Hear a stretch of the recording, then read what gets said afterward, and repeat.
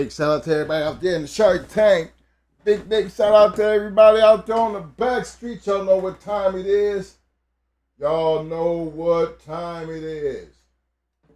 It's Hot Mic Friday. What up? Big shout out to all my people out there in the Shark Tank. Like I said, big shout out to all my people out there on the back street. Y'all don't forget to hit them like buttons. Don't forget to hit that like button if you haven't already done so. And don't forget to subscribe. Let me give my shout outs right quick to my man Double M Zebo coming in saying bite down and shake that like button.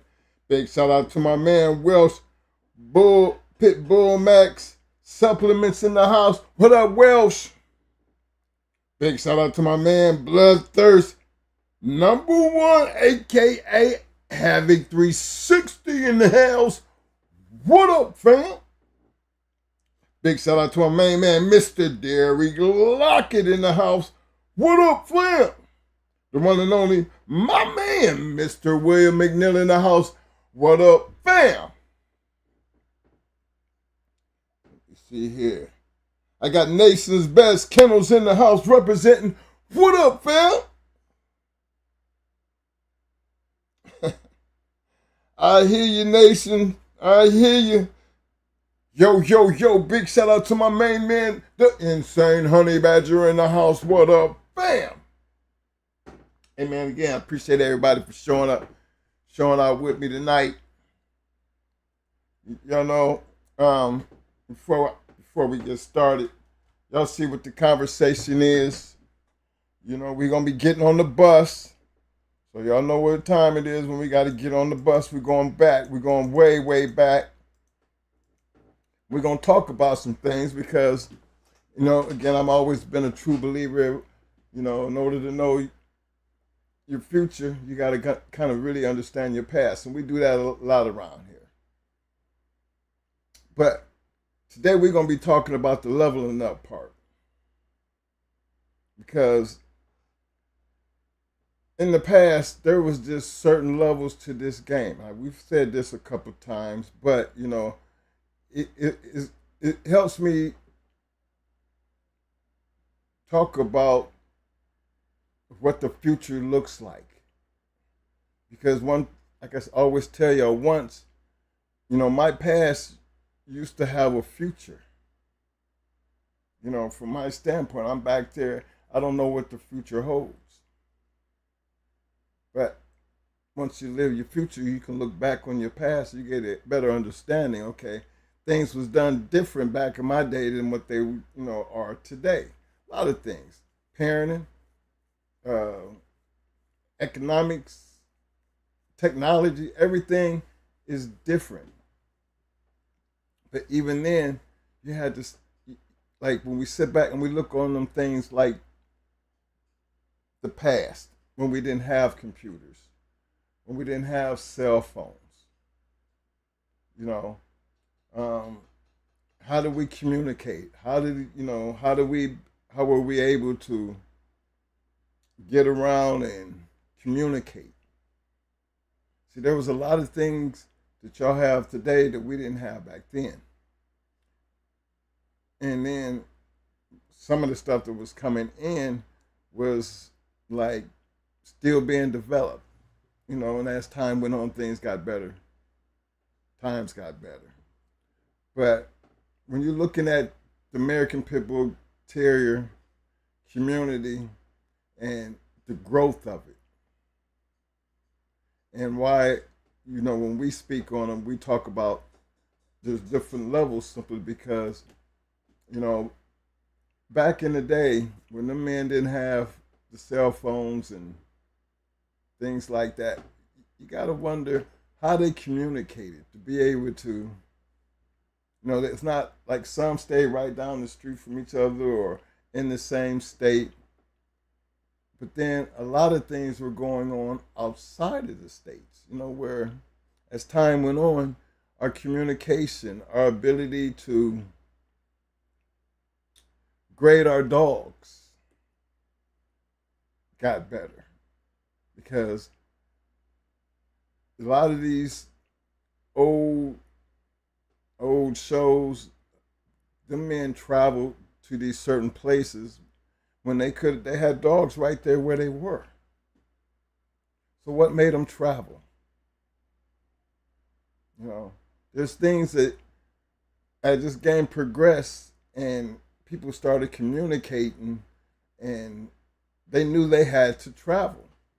And when you're traveling, you know, some of these stories you'll see, some of these men travel halfway across the country just to get a breeding or just to get a dog. Now, keep in mind, we don't have cell phones. We don't have computers, you know. So how are we communicating? How are we doing, you know, finding out what's what and who's doing what? That's where the books came in, fellas. That's where the books came in. You know, you, your sport and dog journals, your American Game Dog Times, and so many other ones was out there. Other people had books. I only speak of them two because I'm really the only two that I ever really picked up and actually looked at. I know Vietnam had one out there. There's a couple people, I mean, talk about with match reports. But it was even then, like for us, not knowing anything in the beginning, not understanding the levels of nothing, you know, as we grew, we started understanding, you know, there are levels to this shit.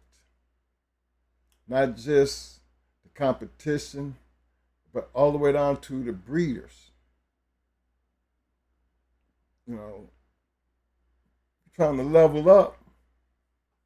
I mean, think about it. If you're really trying to level up on anything that you're doing, what's the quickest way to get there? Well, some of the ways is like find somebody else who's got there. And see, a lot of the breedings for the breeders, you had them exceptional ones like Floyd, Maurice, you know, Tudor. We talk about Mountain Man, Fat Bill. I mean, the list goes on when you start talking about men who were breeding these dogs. What made these men stand out with these dogs? They were able to satisfy the American Pit Bull Terrier game dog community based on the product that they were offering.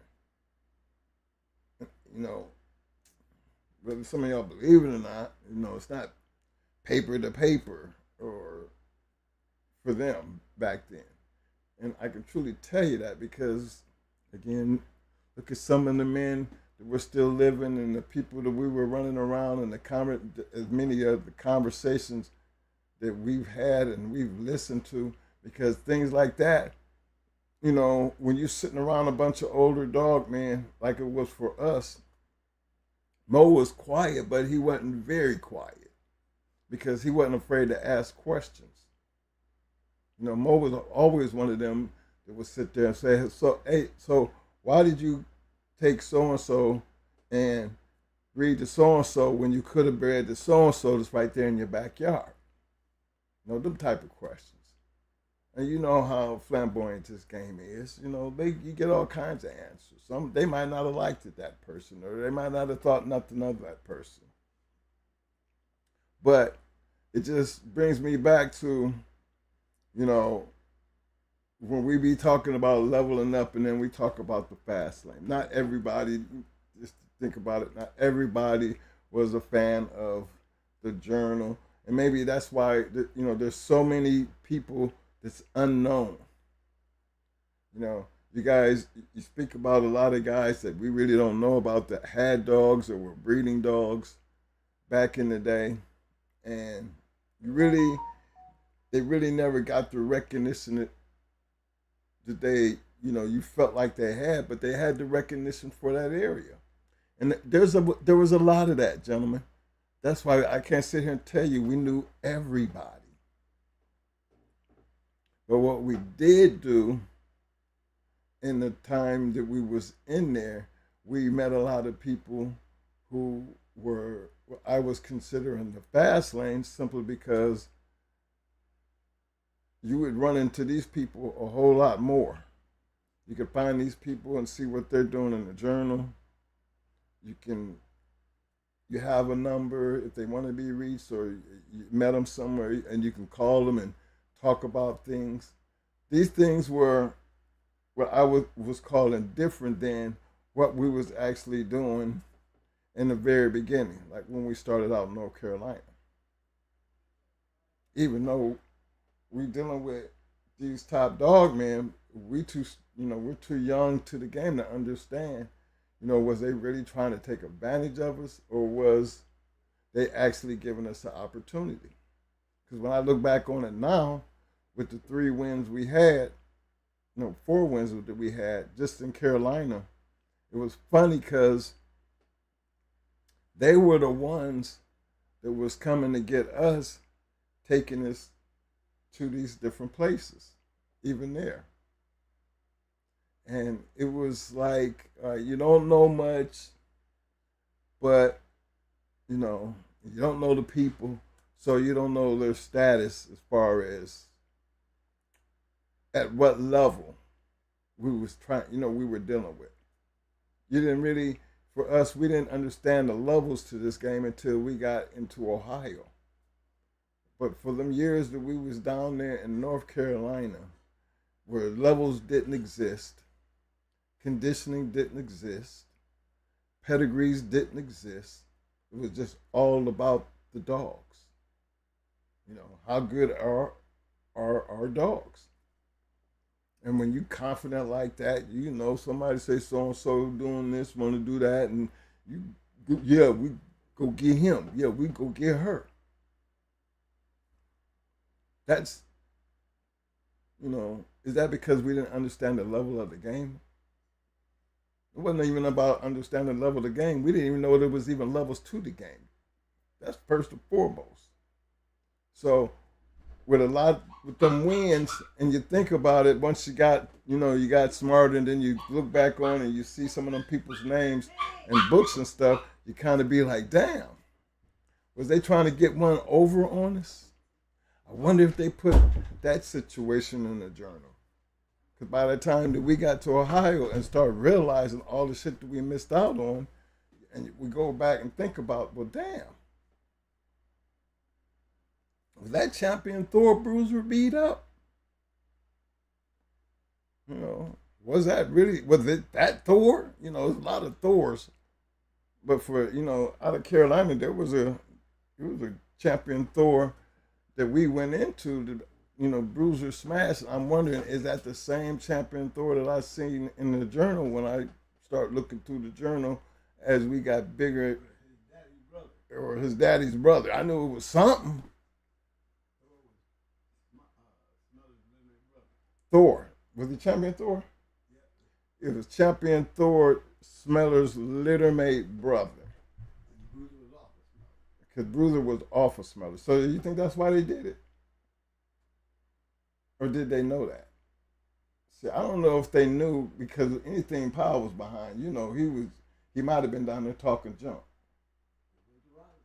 But it was the Robinsons, and it was they champion Thor, and maybe that's why Bruiser came up missing like he did. Because they knew what we had, we just didn't know. Totally different levels when you start dealing with people who who really knew what they was doing compared to what we was trying to do. Levels can be the competitive part of it and the breeding part of it. It's just a matter of how far people were willing to go, and and at what level or were you willing to step off into to maintain yourself. Mo makes a lot of jokes about that when he used to tell, guys used to run to him and, come on, twin, help me get in. They done raised them dogs and everything, and they thought they could just jump right in there, and then it became a shock to them, and we kind of understood because, hell, there was a time we was right there. You got to, at least we was there for them to tell them, are you sure? You got to be careful what you ask for. you know. And when you trying to teach somebody something, you know, it's hard to do if they're not really trying to listen. So you got to sometimes let them fall and bust their asses before they would actually stop and listen. And he had a, you know, Mo was one good for that. Yeah, you know, but one damn thing for sure. It took one time for them to figure for that to happen to them before they figured they started listening because they never lost another one after that. As far as I know, they wasn't doing them as fast and as many as we had because they didn't have that many. But he had a chance to know what it was to have a couple champions between his legs and actually, you know that he could get outside of his comfort zone and travel based on what he was producing and what he created to put it to the test. And I got an article here. You know, this is a Barney Fife article. Now we know we used to talk that junk about the Zebo dogs. And it was funny because, you know, people used to say Zebo,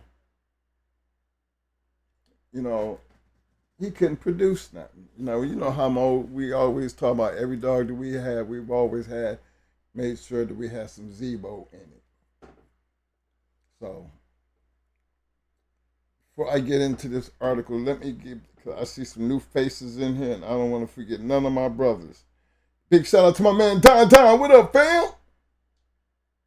Pit Dog, my brother, representing Simplify. What up, fam? Jigga! Big shout out to my man in the woods 456. What up, fam? SFK Fred in the house. Salute, fam. Mongolia Kennels 904. I see you, fam. I want to give a big shout out to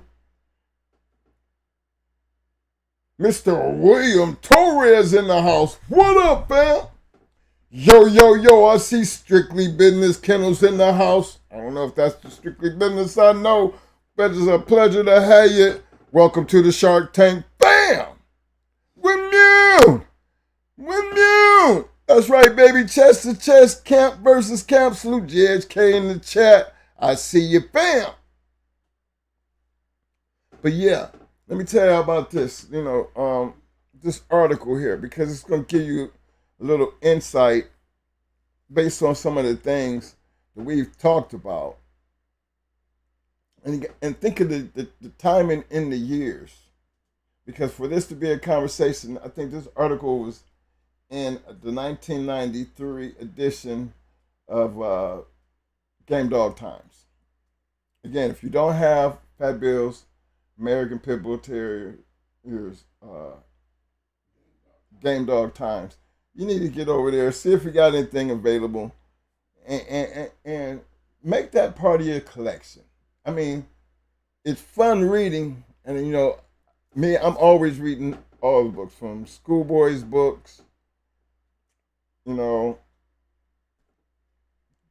if you haven't got schoolboys books, you need to get them. And then our old journals and old stories, they just have great information in them. And it's funny to sit there and, I've showed you guys plenty of times things that you guys scream and holler about now. They was hollering, having the same conversation back in the day.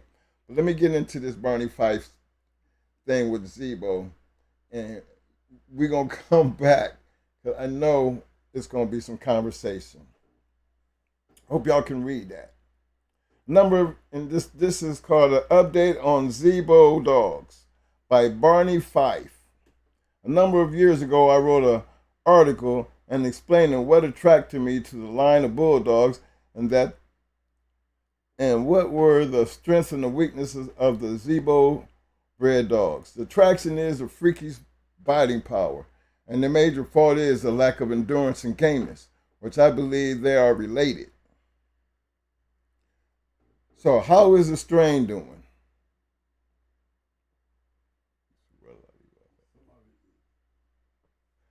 So how's the strain? Some of it is still first rate, and a lot of it is garbage. Those fanciers that have tested and master dogs have ended up with what you would expect from Zebo dogs.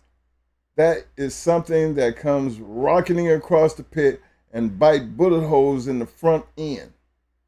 These dogs from match stock still provide the adrenaline obtained from watching a destroyer in action. In addition, the gameness has vastly improved from 10 years ago. The other part of the story is not as uplifting. By breeding dogs just for pedigree, the untested stock is pitiful. History has repeatedly shown what happens when a strain is inbred, line bred without being tested and matching brood stock. Remember, those inbred Eli Jr. dogs and them in dogs with those wonderful pedigrees 10 years ago, well, the same has happened to Zebo dogs. So you end up with a dog with no ability, no endurance, and no gameness. If a Zebo dog can't bite, you are in deep doo-doo, because these dogs are not noted for coming off the bottom and winning on gameness. To further screw things up, some pedigrees have been changed, substituting not superior match dogs, but any piece of junk available. I've seen so-called inbred Zebo dogs which could not be 50% of the strain. These dogs come out black or red if purebred, but also cares if they are 90%. But who cares if they are 90%? Anything if they can't whip a duck. They might as well be another breed. I found it impossible to keep the line pure and still get match dogs. Other bloodlines that work well for me with Zebo Vindicator dogs were their close cousins, Grand Champion Molly B, an 8-time winner, as well as Bully Son and Miss Puhal Red.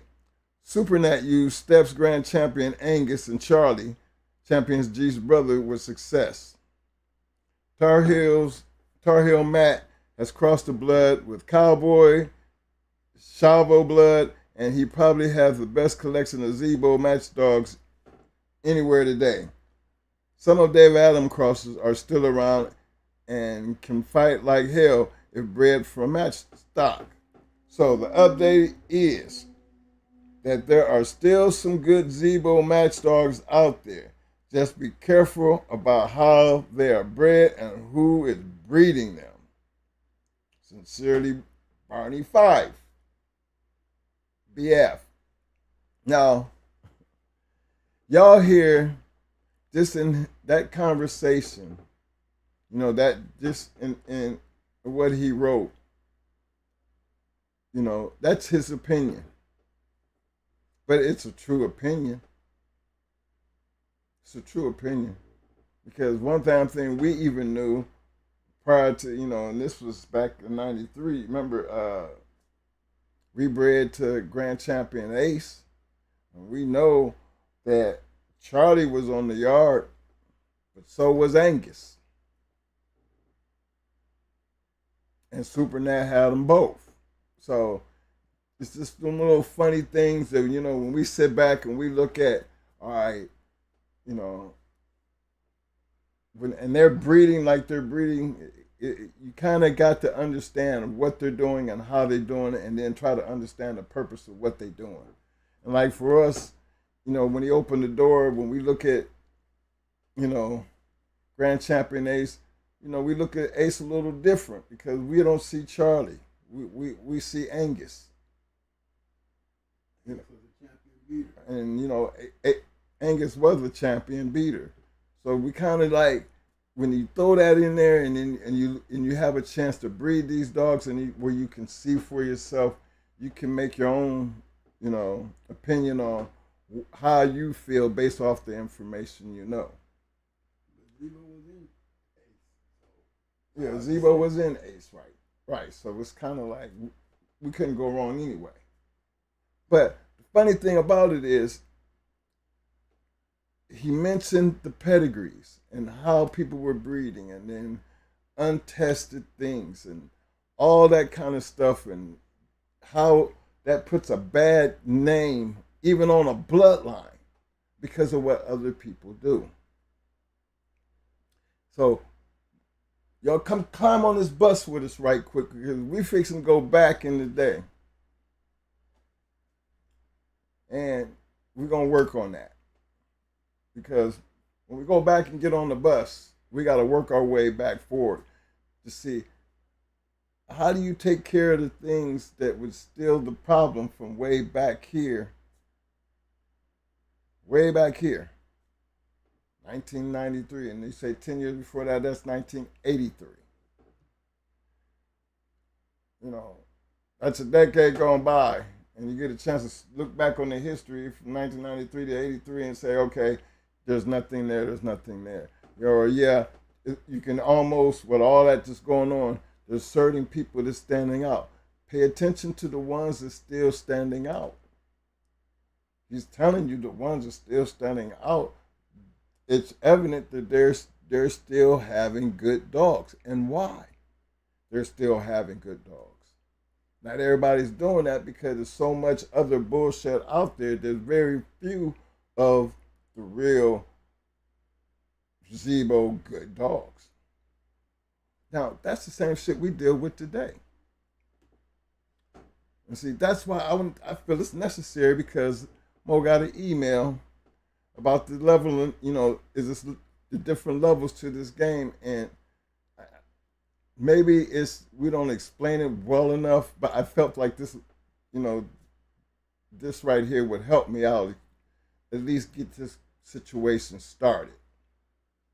Because, yeah, we know, Zebo was hell on wheels. And we can't blame his breeding, his offspring history on him when he was such a well looked after dog. And you know what money does. A dog just bred like him and you just breeding just because that's what popularity done. It has always done that in this game.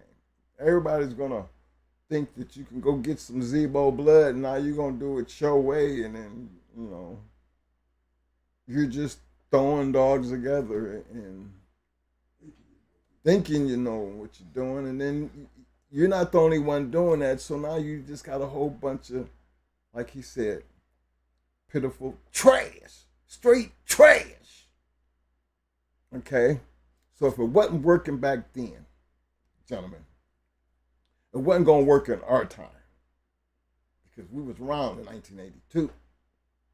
From 82 to 83, we got a chance to see all the changes. So by 93, and we going up, we have the opportunity to understand what the pedigree look like. We understand what type of dogs we're trying to deal with. Remember, that's when the big change came. Because now we understand.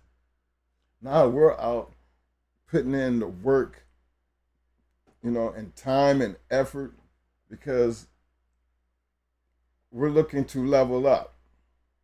We've been in it long enough to know that we need better product. Okay?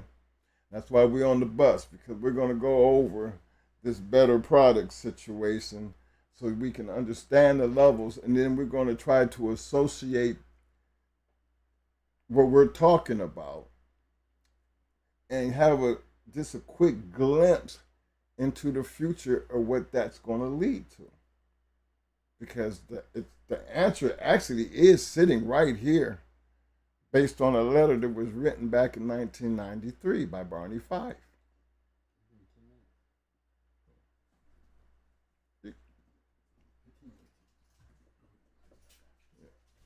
These things right here been going on, as far as this breed is concerned, for years. But that's when I start talking about the levels of the game. Because not everybody was in it for, the prestige, or there was gamblers. Not everybody was that. Some of them just did it. Some of us was in the game just for the love of the game. you know. And some of them old timers, they was true to that. Now, of course, they all sold dogs, and then, everybody wasn't experienced enough to get dogs. Remember, think about how many dogmen then had dogs that was in the learning process and became one of them who messed up a good dog because of the lack of knowledge. To me, that's always been a part of the game. You got to start somewhere. You got to learn somewhere. That's why, a lot of guys that I noticed over the years, and I watched the chat, and you speak on your mentors. So most of the time, your mentor is going to be somebody in your area, and that person in your area is, based on their knowledge, they are the ones who really create you. That's why you call me a mentor. I learned this from so and so, and there was a lot of that. But the leveling up for me came in when, okay, when your work and your mentorship has to be brought to a point of which level are you creating here? Are you trying to, is this level qualified to even be the best where it's at? When I say where it's at, I'm talking about, local. Then you get regional. Then you get state. I mean, that's a whole lot to be trying to prove out of one dog. And you're building up to this thing that we call, like the pros. There's no more high school. There's no more intramural. No, it's no more semi-pro. You going straight pro. You going to go test the waters. See, to me, that's what we call the fast lane. I didn't give it that name. They called it that name because that's where everybody that had more than just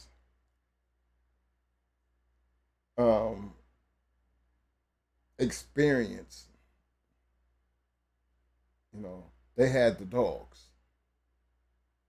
See, not everybody that was jumping out there, and it was easy to jump out there because when people start questioning, well, who did he go into?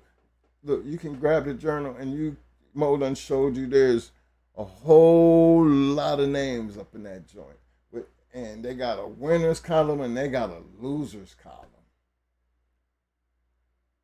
You can go in the losers column and you can see some of the winners in the losers column.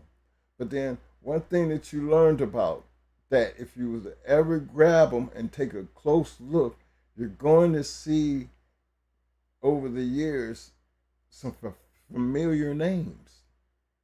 Like these names is always in there.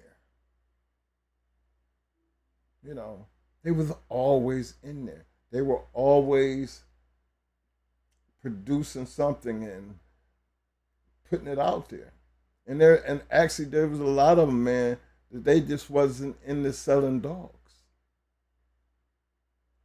I don't remember.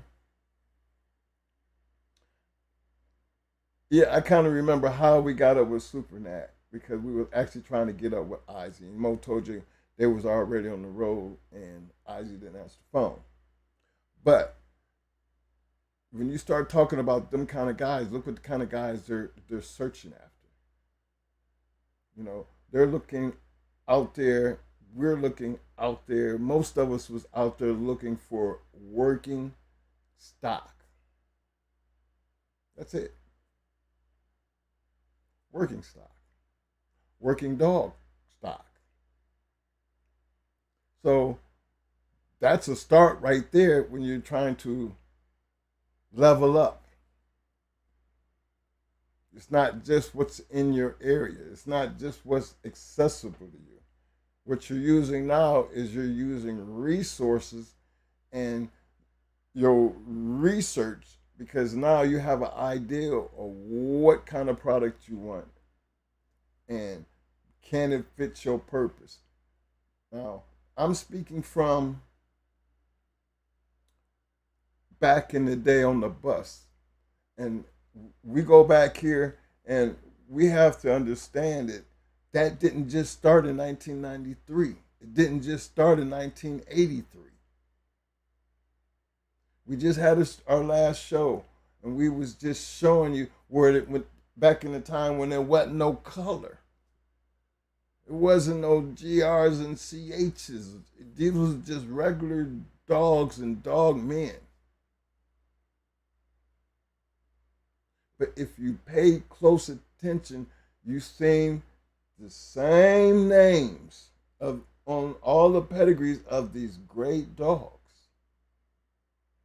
And we know they're great dogs now because history showed us this is what created this. And you got to run back there and you see what, damn. Wasn't no CHs and GRs and PORs and ROMs. It was just names of dogs. But if you pay close attention, you will notice that the names of the people in the pedigree, what do you think? They would have had to known each other. To do generations and generations, you see them in the 8th generation, the 7th, the 6th, the 5th, the 4th, the 3rd, 2nd, and somebody else's name in the 1st. That was the routine. You look at go way back there and look at any of them pedigrees. You're going to see a whole lot of familiar names. Now, but then you send me a pedigree, and we take a look at a pedigree, and like we see some of them, and nothing's real recognizable. Because remember, I told you, and Barney Fife is saying, there's a lot of people out there that was throwing stuff together, and and it might have been good for that area.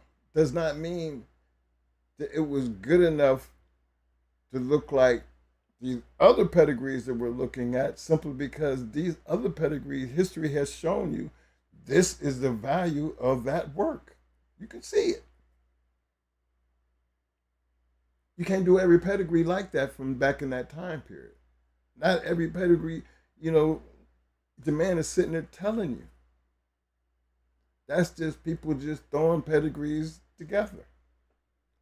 Just to say they had a Zebo dog, not really paying attention to whether it works or not, don't even know if it works or not, just throwing them together, and then that means there's going to be a whole lot more bullshit out there. And that's how a lot of pedigrees, a lot of bloodlines was destroyed. The thing that, like, even our dogs. Now, our dogs consisted of a lot of different dogs, but we stuck to a certain format, champions and grand champions. And we dealt with reputable FASTLANE people. But being that we didn't sell dogs, we weren't selling puppies, there was no hype behind our dogs because we're not advertising them. We weren't selling them. And for the people who did get them, or who had the privilege to have them, they knew what and how to use it. But would it have been like that if we had actually been selling puppies? Every time you turn around, we selling dogs. And the majority of what we out there selling is garbage. Why is it garbage? Because other people are putting their hands on it, and they're doing things a different way, and before you know it, it just turns into garbage. That's all. Same thing. Can't blame him. Hey, it was a bunch of bullshit because, again, we hear the same thing about the Mayday dogs. You do. I had one, he wasn't shit. Well, that's just almost talking, you sound like somebody who had one of them bullshit ass Zebo dogs. But if you had a dog off of the right dog off of Zebo, you wouldn't be talking like that. If you had the right dog bred a certain way off of Mayday, you wouldn't be talking like that. But don't we say that about every damn bloodline? But the difference was back here on the bus, we can make a way of determining what level you're operating from. Yeah, you might be popular over there in that level over there, that local level. But it might be hard on you when you stretch your arms out and you start getting out there in that regional or in that state. And then, and I always say that about South Carolina. Because South Carolina, being they didn't travel, it was amazing to me because we lost one, but we won four there. And, but everybody really thought that they had some really good dogs. They really did. I mean, even though, Crossroad beat us, but, what that did, that opened the door for everybody else who was, got to remember who we running with. And when that door opened, they came through there and they shut all that shit down. So was their dogs actually that good? Yeah, they were good enough until, that level started running through there, and then you start realizing them dogs ain't on the same level. They just wasn't. Now, I'm not taking nothing away from them because one damn thing I can truly say, they be one of our dogs, off of just a lucky hit. But because of the hype that was behind it, Twins took an L. I mean, we're already well known in that area. We knew who the hell we was. I mean, we wasn't just in one part of South Carolina. We was all over it. Whoever had what, we was there. But in the same process, somebody like Eric over there at Crossroad, when that door opened, he took a whole bunch of headshots. On a lot of them two-time winners never made champion. That's a head rocker. Now, what do you take from that? See, that's to me is one of the examples of for that time period with all that you had. I think Tant was in that down in that. It was a lot of good dogmen in that area, man. And being they didn't really travel, and you got Georgia right there. You had Carolina right there. You had the DMV. When them guys start coming in, and and I don't even want to go through all the names of other people that I considered, I knew that I was running into. There's so many of them, but we have talked about them all. That these guys were in the fast lane. And when I say that, they're looking for competition. So if Crossroad was going to be competition, that was his opportunity to jump in the fast lane. The same thing with us. That we had our opportunity to jump in the fast lane. First time out there, got our head cracked. So understanding, man, there was levels back then too. Levels for us too. Now, I don't know if that hurts some people sometimes when you start talking about the levels of the game based on areas. Because for me, when you travel all over the place with a dog, you're not traveling to downgrade or knock your opponent. What you're doing is giving opportunity. And a lot of the guys back in the day, that's exactly what they did. You were getting the opportunity to jump out there and jump in the lane.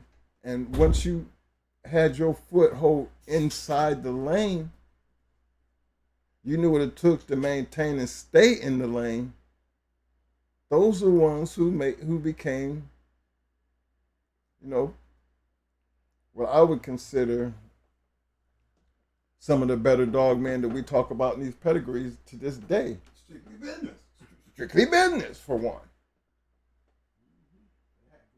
They had great dogs.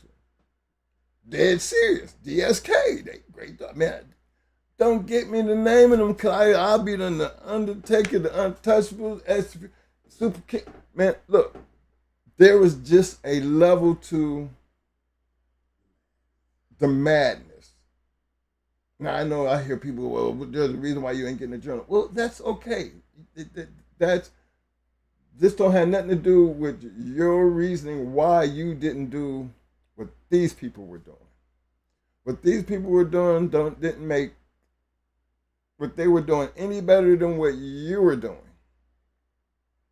But you have to agree.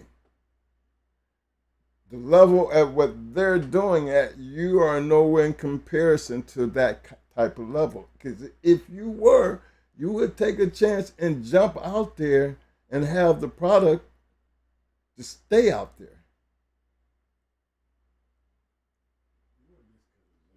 That's what I'm saying. I mean, not just one, you have a couple to stay out there and maintain what it took to stay out there and run in that lane. And what comes out of that lane, history going to tell you what comes out of the lane, because we're always going to talk about great dogs. Now we have the luxury of having grand champions and ROMs and PORs.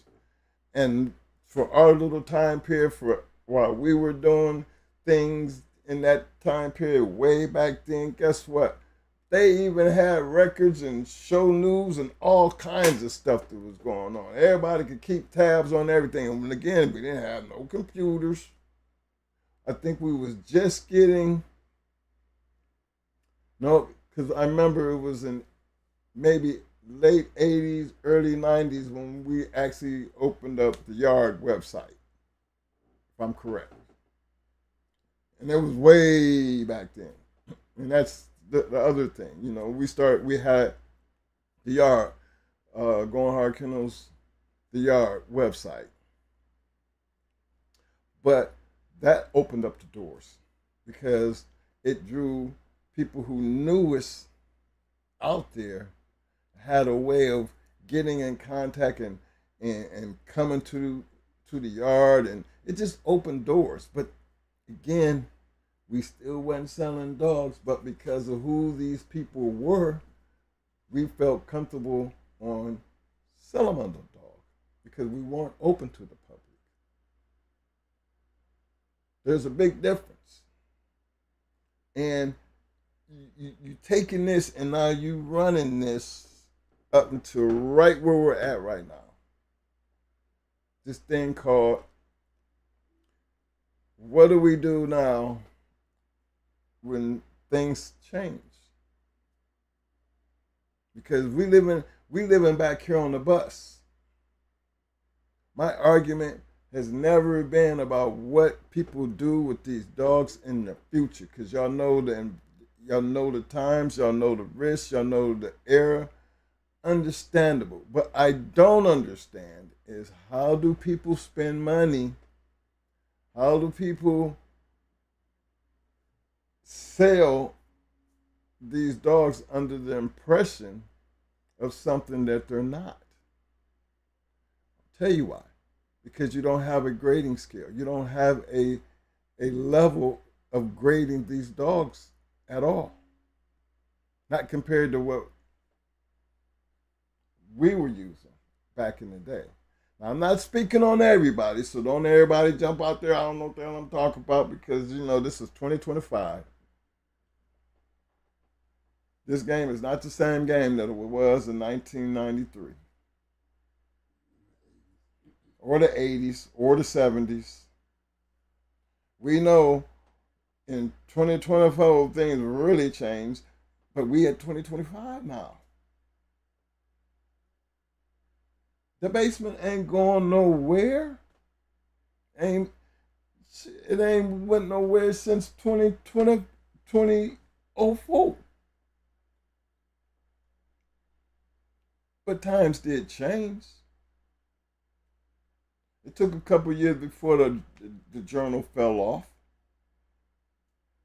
But the game didn't actually stop, from my understanding. You see it all on the news. Now people still getting busted for dog fighting, and they ain't even getting raped. I mean, they're not even getting caught at a dog fight. So yeah, times have really changed, when it comes down to that. My thing is, when we start talking about the levels of things, for these dogs to have a future, things like treadmill racing, climbing walls, even just having a pit bull should not be something that's considered bad. I'm not a fan of that, because I know these dogs can do protection training if the right person's doing it. But in that same token, just like it was back in the day, what's happening when the wrong person's trying to do it? Look what that does to the man who's doing it the right way. I guarantee you're gonna have a whole bunch more people doing it wrong than a whole lot of than it is people doing it right, and y'all know that. This game was built off of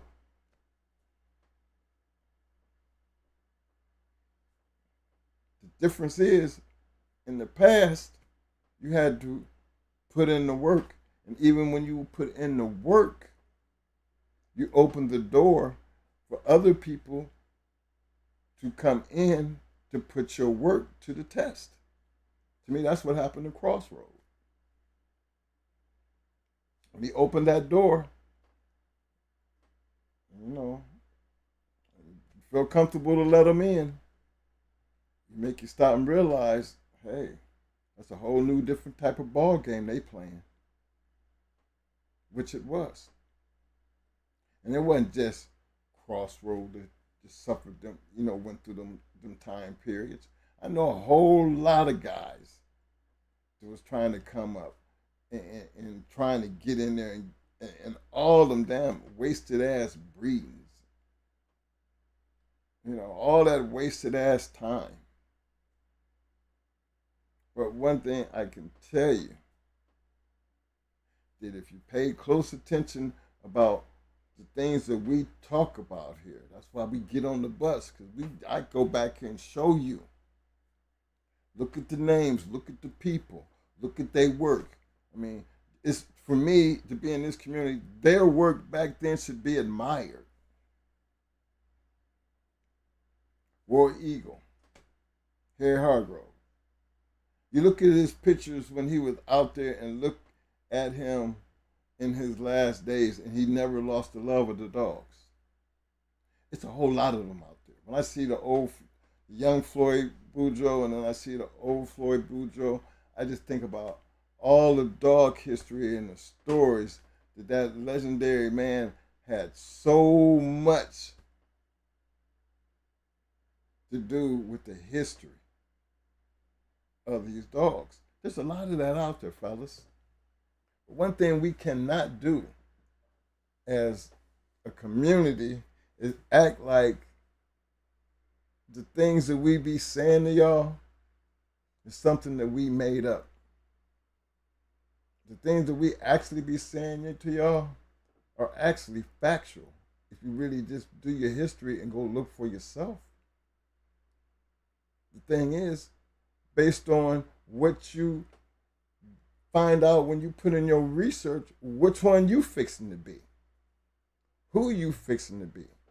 Why do you do the things that you're doing? Why did you buy that dog? Why did you breed that dog?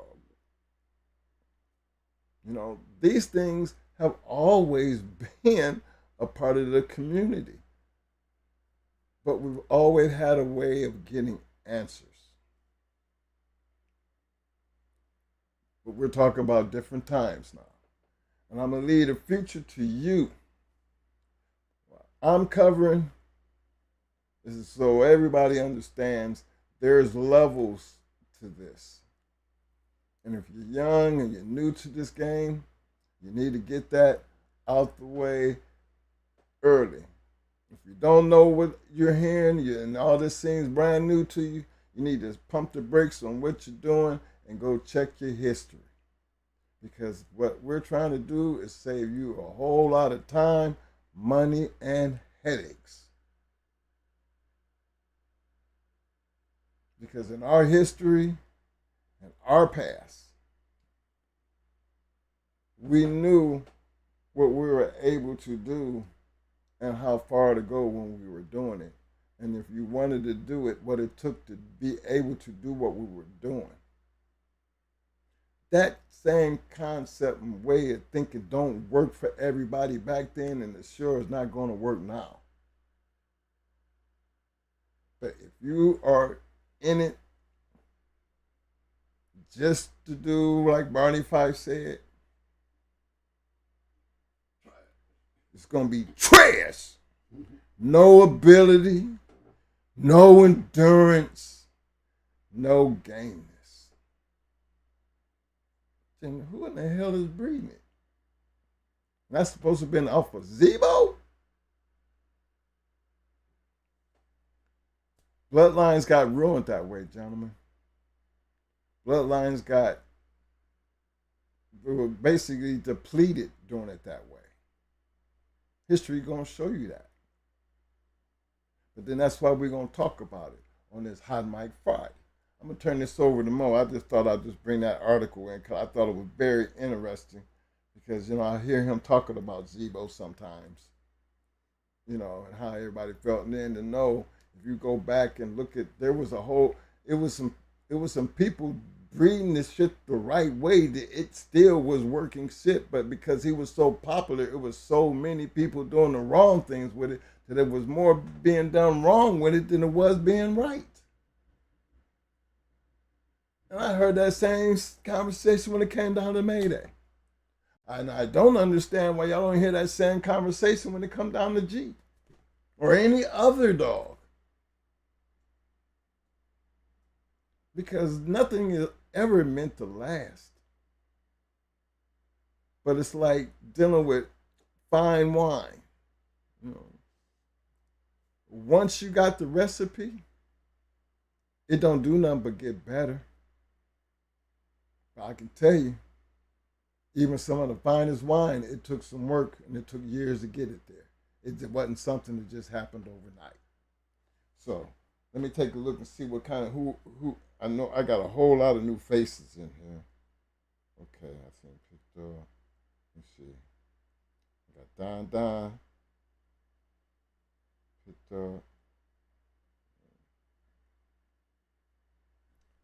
Big shout out to my man Soul for Keeps. I see you, fam. Welcome to the chat. Welcome to the Shark Tank, fam. RBG Lone Wolf in the house. What up, fam?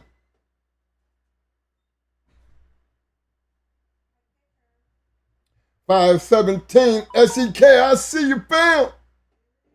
Big shout out to my main man William Torres in the house. What up, fam?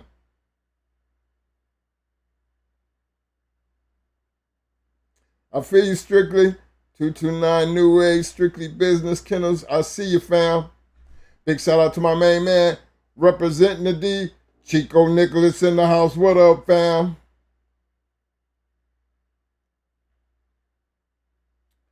Hey, what up, though?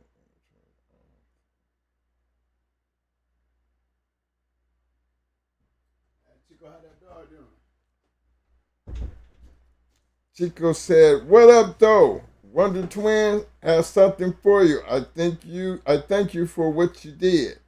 I need a Zelle or a Cash App. Shh.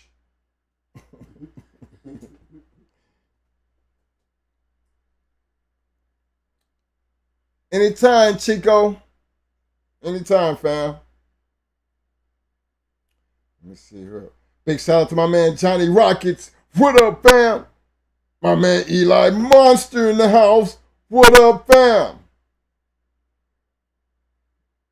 Big shout out to Julius. Welcome to the Shark Tank, Julius. Appreciate having you. Hey, man, y'all make sure y'all give big shout outs to our newcomers, man. Show them some love.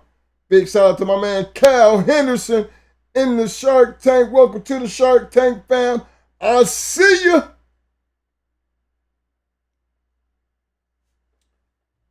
All right, Mo, it's on you.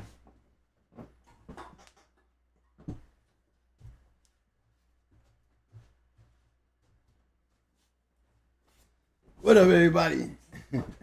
What's up? What's up? Did you get your phone? Yeah, I gotta plug that. You plug it into the computer. Yeah, that'd be cool. Hey, what's up, everybody? Thank y'all for coming out here on this Hot Mic Side Friday. Woo. Just to reiterate on what Mike was talking about. We just remember our last show and how I was going over it with how Floyd was running around with his early years with Earl Tudor, Maurice Carver, and having them opportunities, and and then to watch the growth of how he came. Remember who he was dealing with. Remember the people. Y'all remember last week we talked about it. Remember the people. And remember the people that before Floyd. Don't forget Earl. Or Earl Tudor. Look at the people that he was dealing with. To get those dogs that he was getting. Then was that level up here. Now, just think of the people. Remember, I always say this. Always look at the breeder. That's the guy with the female. His mind frame, his mindset. What is his mindset to have him do what he's doing? There's a difference between the mindset of somebody who's already doing it compared to the mindset of somebody who's trying to do it. You know what I'm saying? His mindset to say, man, you know what? I'm going to go over here and breed to Floyd. When he take his dog, no telling, his level of thinking might be green. It might be he ain't never done nothing. But where did he get his female from? What is your mindset to take that female and breed it to this great dog? It might be a good line breeding. It might be an outcross. But it's something in his mind that he believed if he take his female, and his purpose, we don't know his purpose, but if he take that female and breed to this dog right here. Now just think, we saw the growth last week as we talked about that run between the dogs that Floyd was using, the dogs that Earl was using, and the way they was mixing this stuff up, the way Maurice was using it. You know what I'm saying? Them was top level. There's no argument with that. Y'all know that there is no argument to that conversation right there. We sat there and we went over it last week. That's that level that they're talking about. That's that level that when you go and get a dog from them, you getting a dog from a level of eyes that's seeing something totally different than what we seeing down here. Remember, I ran across a couple old friends that thought they was ready for this level. You know what I'm saying? Oh, I'm ready. I know I got it. But they don't understand it until they get to feeling that pressure. and going out there and see. There are different levels. You know, were we lucky? I think we were very lucky to even come in the game dealing with guys like Atlas Brewer and James Edwards. Remember, by the time we got to them in the early 80s, they already had a name. They was up here already. So when we came in and connected with them, we already dealing with somebody on a level. So when they give us the dog, look what they giving us. They giving us stuff that we can win with in Carolina. No, we didn't get a chance. It was our growth, not the dogs. It was our own growth. We have these level of dogs, but our level, as far as what we're doing, is down here. We have these type level of dogs, but us as a kennel is down here. We're not understanding what we're doing with this level up here. You know what I'm saying? And as you step off, it was all fine in Carolina. By the time we got up north, we realized, hey, this level can only get you so far. You know, Judo came out there, Judo did his thing. Mikey from Millbuster, they did their thing. You know, Blood, they did their thing. But the level, we had to catch up. Here's the dogs, and here we are. We have to come up to the level to match the dogs. You know, I don't remember trying to breed Judo, Mikey, none of those dogs. None of them. Because I wasn't on that level to have that kind of mindset to breed a dog. When I'm trying to get my feet wet doing the dog. You know what I'm saying? We trying to bring ourselves up. How can I understand what the level means when the dog is bigger than me? Down the pedigree. Remember, that was one thing that was always being pushed on us by James Pope, just telling us all the dogs in the world, you know, you got good dogs. Once you get up to that level, you know, that pedigree don't mean shit. Because the pedigree is not what wins. It's the person with the dog that wins. It's the person with the dog that makes the dog what he is, regardless of the fact. You know what I'm saying? Or they'd be running around like we was. This level dog, this level dog man. Once we balance that out, we're dealing with different dogs at a different level. And where we pick up that up, dealing with dogmen that's up here and they dogs up here. You get a pure chance to look what it looks like. From Detroit, New York, Chicago, North, South Carolina. I mean, these were dogmen who was playing on a high level. New York, you know what I'm saying? So when you're seeing guys go out and start buying strictly business dogs, why do you think they was buying strictly business dogs? When you seen guys out there buying them Stone City dogs, why do you think they was buying Stone City dogs? Why do you think they was buying Southern Kennels dogs? Why do you think they was buying David Tant dogs? Why do you think they was buying Floyd Boudreaux dogs? James Crenshaw dogs? Bat Bill dogs?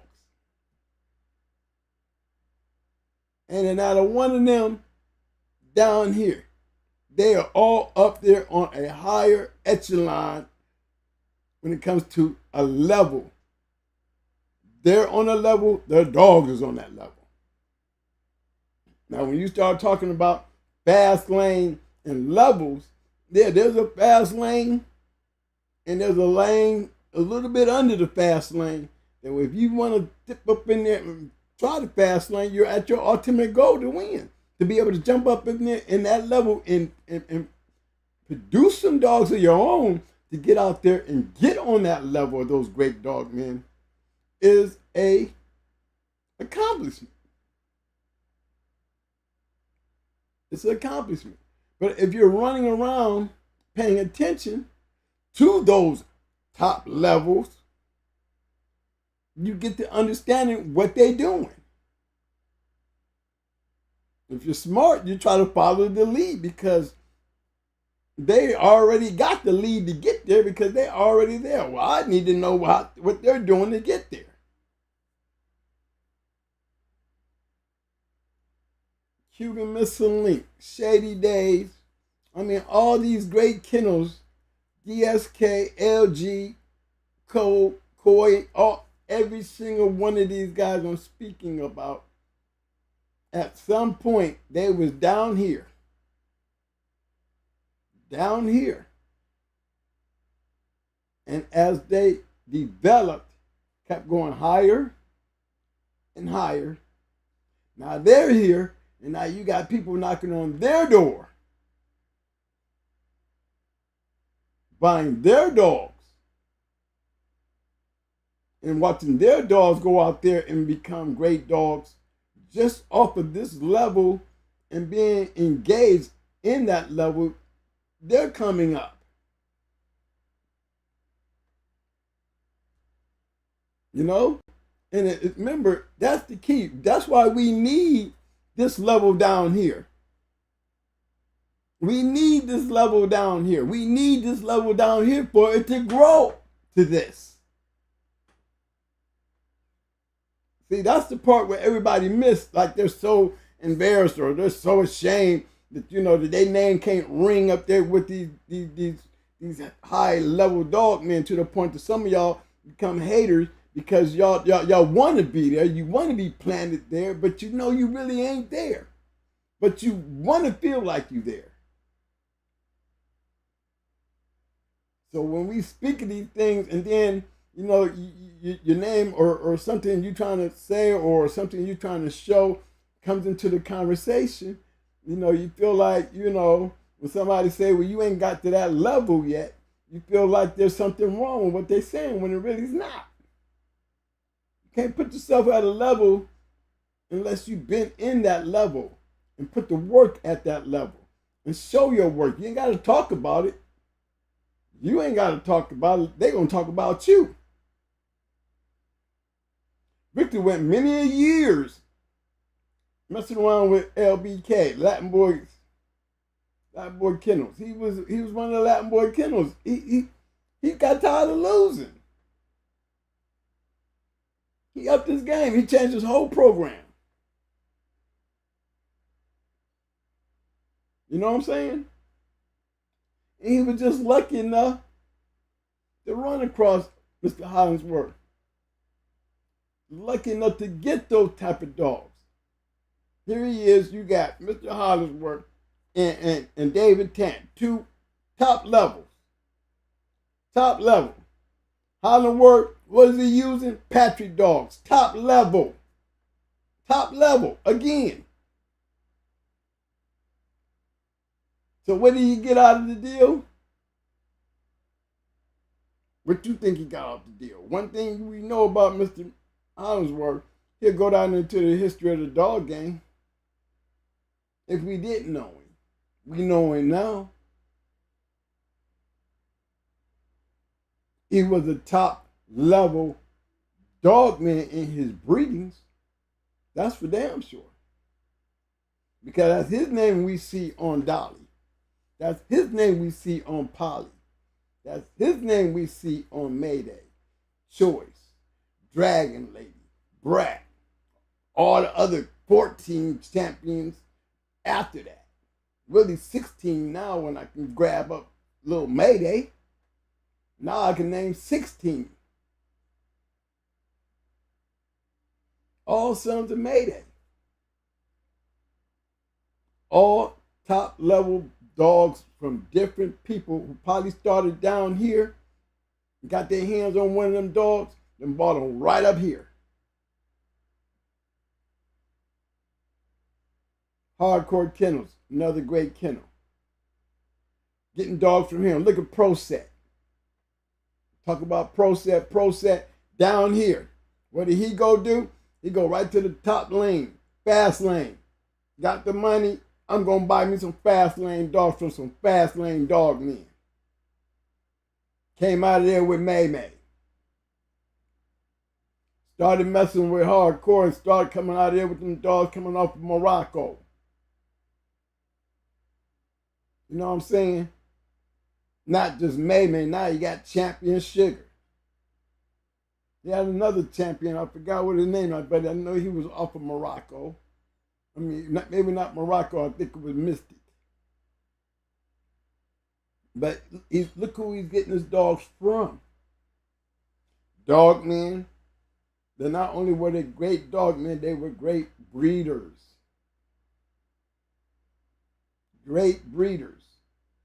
Victor was not just a breeder, he was a dogman. He got his chance as a dogman to win with Mayday Choice, Dragon Lady. Then he had Mickey, Champion Mickey. You know what I'm saying? He had several of them when he started that climb. Because now he's on a different level. He's no more at that middle plateau that he couldn't seem to get up to that next level. So he dropped that off and went and hooked into some higher level to get him there, and that's what he got. So we know who Victor Acardi is now. You know, not the same Victor you can sit there and watch people make comments about when he was with the Latin boys. Because to speak on Victor Acardi now, you got to speak on what he did after the Latin boys. You know, put himself on a different level. But it took him down here on this level. We need this level. We need this level. You cannot do this without this level because that's where the growth comes from. Like Barney Fife said, if you out here just taking pedigrees and making pretty pedigrees without putting in the work, you're down here. You're down here. You just got good bred dogs. That's it.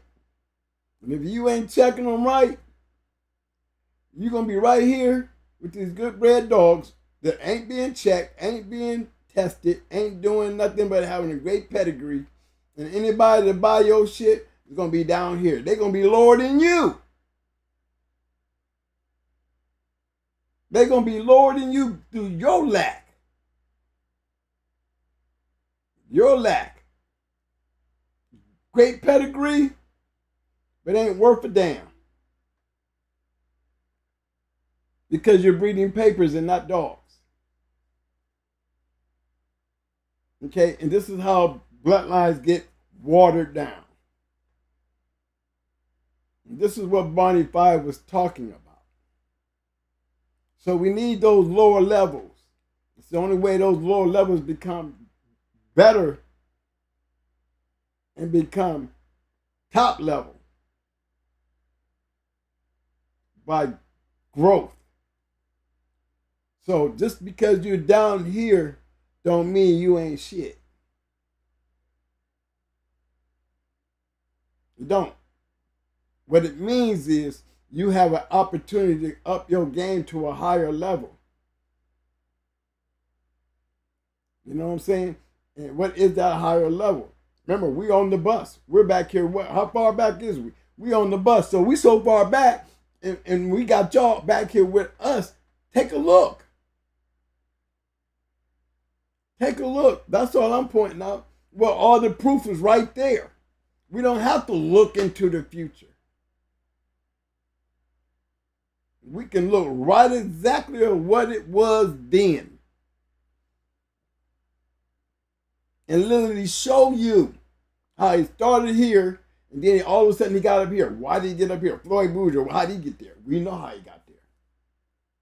How did we get there? Y'all know how we got there. And that goes for a whole lot of other people who got there. And where did they start at? Down here.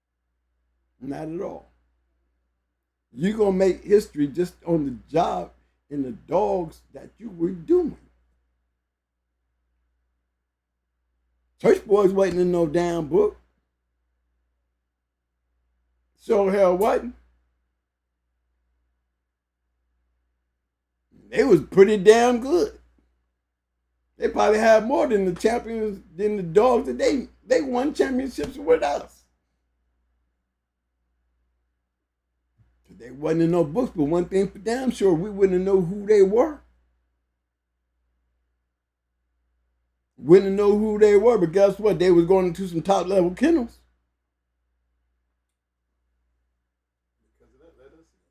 And because of that, that's how we got in with them. So they wasn't like this picking shit. They was going after everything. So, you know, we look back now, and you go look up church boys, damn, look at that shit. Yet they never reported shit. They was probably whooping ass long before they got to us. You know what I'm saying? It's just the fact that we got them. It's not like they didn't have bulldogs, just the bulldogs they ran into. Because they have some good ones. Jojo and Mace was some nice dogs. So they was on that level, and they wasn't in no journal. Oh, yeah, we didn't even report those matches. Yeah. We didn't. It's their show. Somebody was reporting. They was the one doing the shows. But they made it. Somebody put their championships up for registration with the Sporting Dog Journal. I did.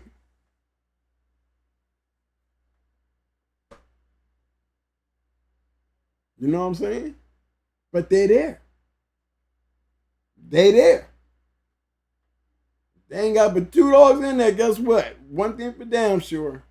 There's a kennel right there that didn't report matches yet. They're in that journal with 2 champions. Because they opened their doors to let the FASTLANE in. And they went in there and they met the challenge. You know, there's many kennels out there that's like that. But we will never know about them unless they go into somebody at that level. You know, that's just the bottom line. You know, if you're down here and you want to move up, guess what you got to do to move up? You got to go step into that box at that level. That's all. You know, and that's what we did. I mean, I'm going to tell you the truth. That's all I wanted to do. I wanted to be like the top guys up here. Because I've seen so many of them. You know, I don't even think it was really about the journal. It was more about really being around and seeing so many great dogs that you know what you gonna feed on your yard based on what I'm seeing these guys doing.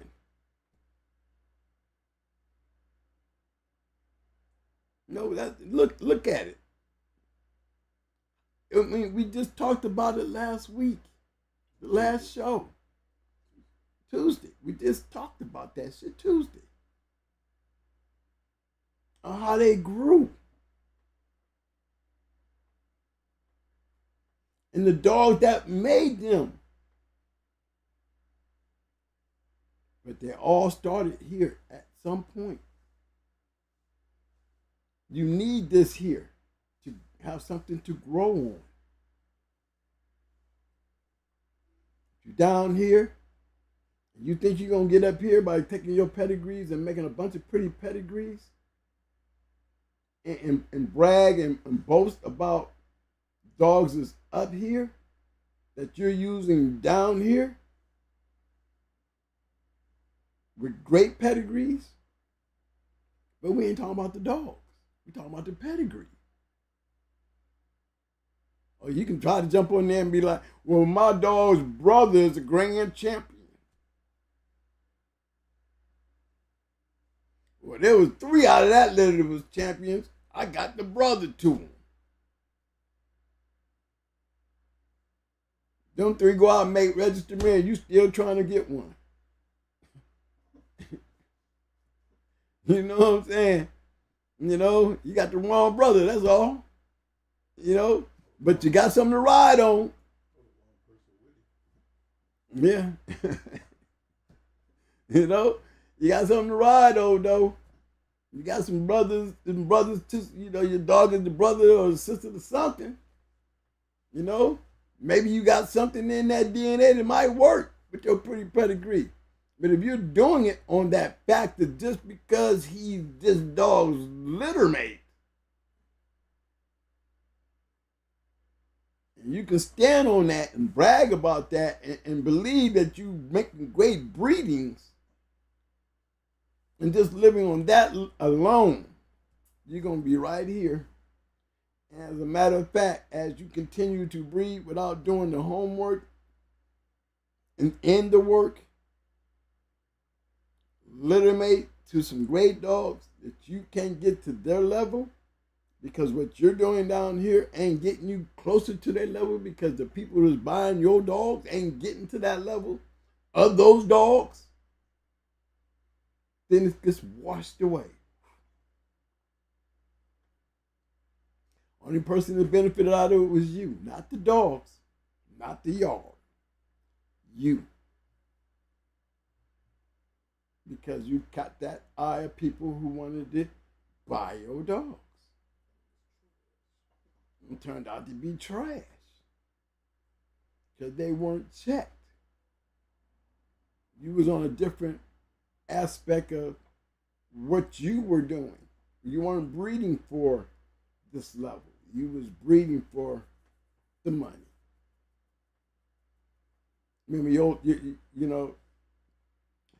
your conversation was truly based on not what your dog did, but it was built on the fact that your dog is the litter mate to this dog, or that dog, or the grandfather of my dog is this dog. You know how many people we got out here that's doing that and watching these bloodlines get obliviated? You know, I'm pretty sure if it was happening back there and when Barney Fife was talking about it, then it's still got to be happening now. And if you're not taking great dogs and going into great competition, you know, that's another thing. Sooner or later, you know, it's not probably going to be you because you're smart enough not to mess up your selling spiel.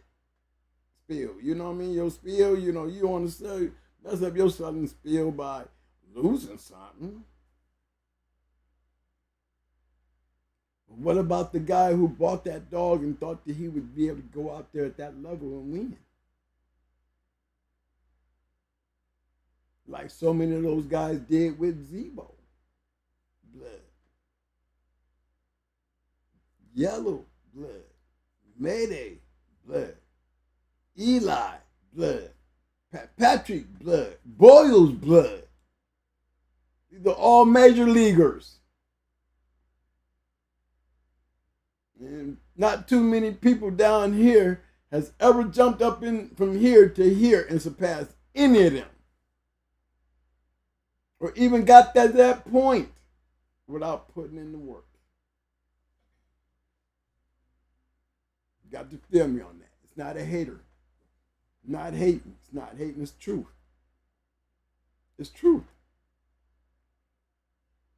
If you're not finding the competition at a level here, then what happens when I buy a dog and I want to take that dog to that level? Remember where y'all at? Y'all back here in my time. Y'all on the bus with me back here. We ain't talking about now. We're talking about then. Could you survive doing it like this?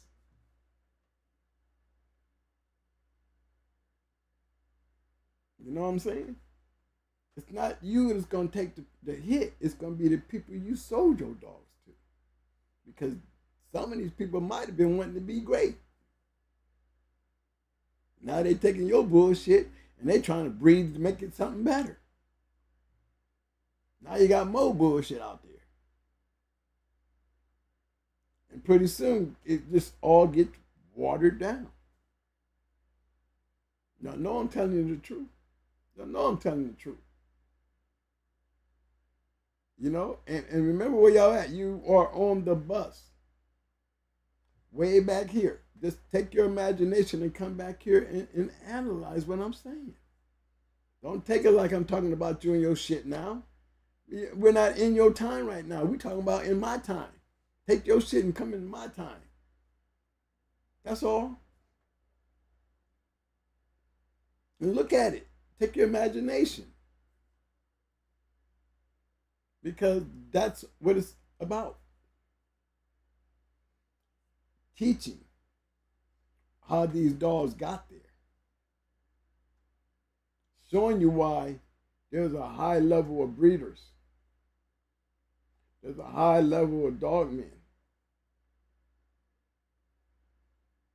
But they cannot do it without this level. You can't sell no puppies without this level here. Because the ones that's at this level here, they want to be that level. They're trying to find it. I want to give a big shout out to my man, Skip Bell. I see you, fam. Big shout out to Anthro. What up, fam? What's Big up, man? shout out to my man, James Jones. I see you, fam. Jeff Hayes, big shout out to you too, buddy. Thank you, man. Big shout out to my man, Vendetta in the house. Dun dun da da. Da da da da da da da da. Big shout out to my man, Jonathan Elliott. I see you, fam. Big shout out to the Rabbit Man. And a hell of a big shout out to Dogman TV in the house. What up, fam? No, not the Dogman TV. Yes, sir. Not the Bo. Is it Bo? Is it the Bo? Bo, let me know. I need to pull that up. Sometimes it's Bo and then sometimes it's nonstop. You don't know. You don't know which one it is. It's Zebo or nonstop. Look, Zebo sent me a message talking about Mr. Wimberly, you know, and gave me more info as far as the relationship between Earl Tudor, Maurice Carver, and Floyd Boudreaux. You know, and you know he really like put the stamp on the conversation.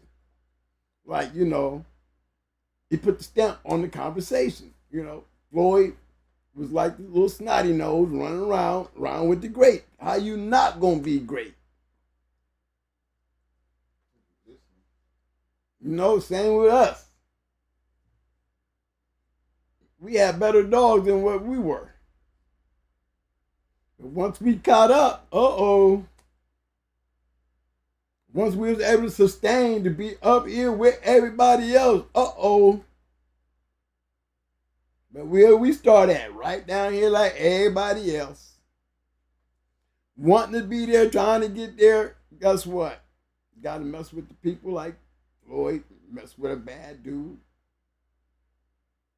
You know what I'm saying? It just shows you that the way I told you how we got there ain't no different than Floyd. A lot of other kennels. Fletcher Shavers made David Tant. If it don't be for Fletcher Shavers, it wouldn't be no David Tant to me. Because Fletcher Shavers, he the one that had the Red Boy dogs. If it don't be for Katie Marlowe and the Red Boy dogs, it wouldn't be no Fletcher Shavers. But Fletcher Shavers, he was breeding Red Boy dogs. Period.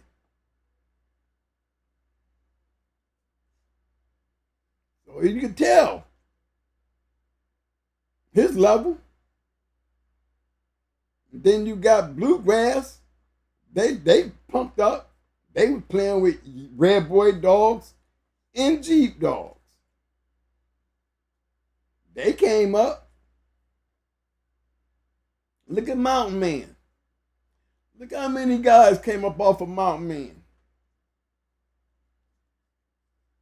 You know what I'm saying? Bulldog Mountain. You know what I mean? When you connect to these great kennels, these are great kennels producing great dogs. What are we trying to do? We ain't trying to be just as great as them. You're just trying to be like them. Ain't nothing wrong with that. There's no way in the world you're going to go and get a great bred dog and say, I ain't trying to be all that. I'm just trying to give me some good dogs. But then you got them, now what? You got them, now what? How you know they're good? Are you doing what they did to make their dogs great? Are you doing what they did to make them great? You know what I'm saying? Because if you get like them, then you're gonna be them. And to get like them, you got to do what they did. That's all. But if that's not what you're trying to do, then all you did is got a bulldog from a great dog man and hope like hell you got you a good one. But if you're not doing nothing but staying right here on this level here, that's just about how good your dog's gonna be. If it came from a great line, that part that you're dealing with, if you can't get it down like it where it come from, then you're gonna go the opposite way.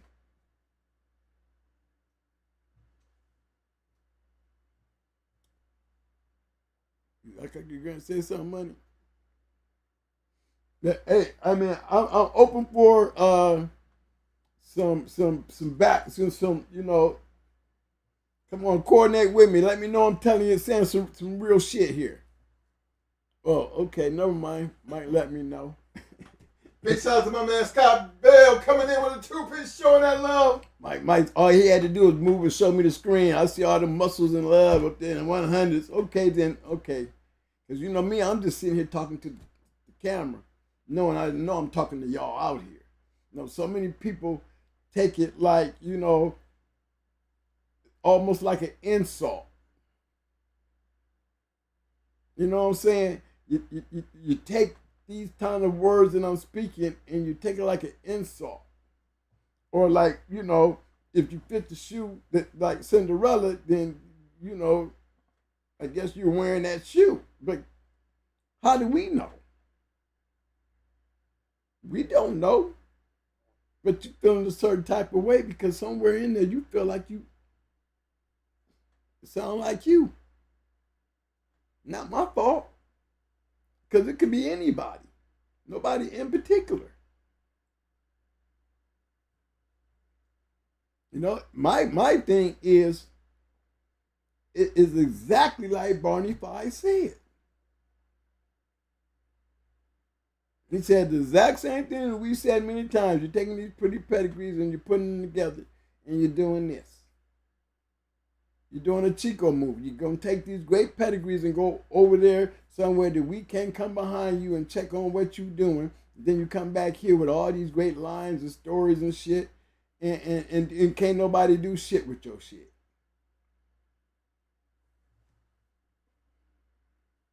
Big shout out to my man, Mr. Burning Star. I see you, fam. And I ain't trying to talk about him. I'm just saying this proof is in the pudding. I mean, damn, y'all. For real. Vendetta said, pop your shit, twin. I mean, they've been real with you, though. But see, that's only for but basement dwellers, them moles, you know, the ones that can only see in the dark, they know that better than anybody. Just think about it. Who would want to be down there in y'all time, in the dungeon, in the dark, trying to be great?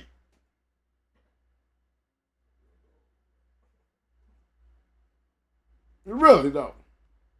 They got the love the dog game. They got the love the dog game. And you best believe somewhere in time, they gonna shine. Regardless whether they wanted to or not. Bet you that. You ain't gonna tell me you're gonna have an unknown Mayday out there and there's nobody gonna ever know about his ass. Come on now. He down in the underground in this time, these days, this air, that dog is gonna pop up like a goddamn piece of good smoking weed. You know it. You can't hide it. It's going to be somebody that's not in the basement. It's going to be somebody that's not in the dark. You're going to come out of the dark with some of that shit. Guarantee you. And they're going to go from here to here. Unexpectedly, unwillingly. You can't stop it. You can't. Because he did it and didn't need no journal. You know what I'm saying? He didn't need none of that. He just had this concept that he wanted to be here. He wanted to be where he got his dog from.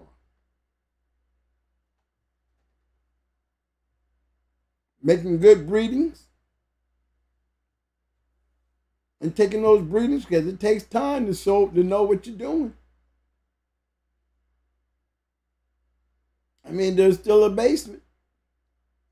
Don't know who, where, or when, but guess what?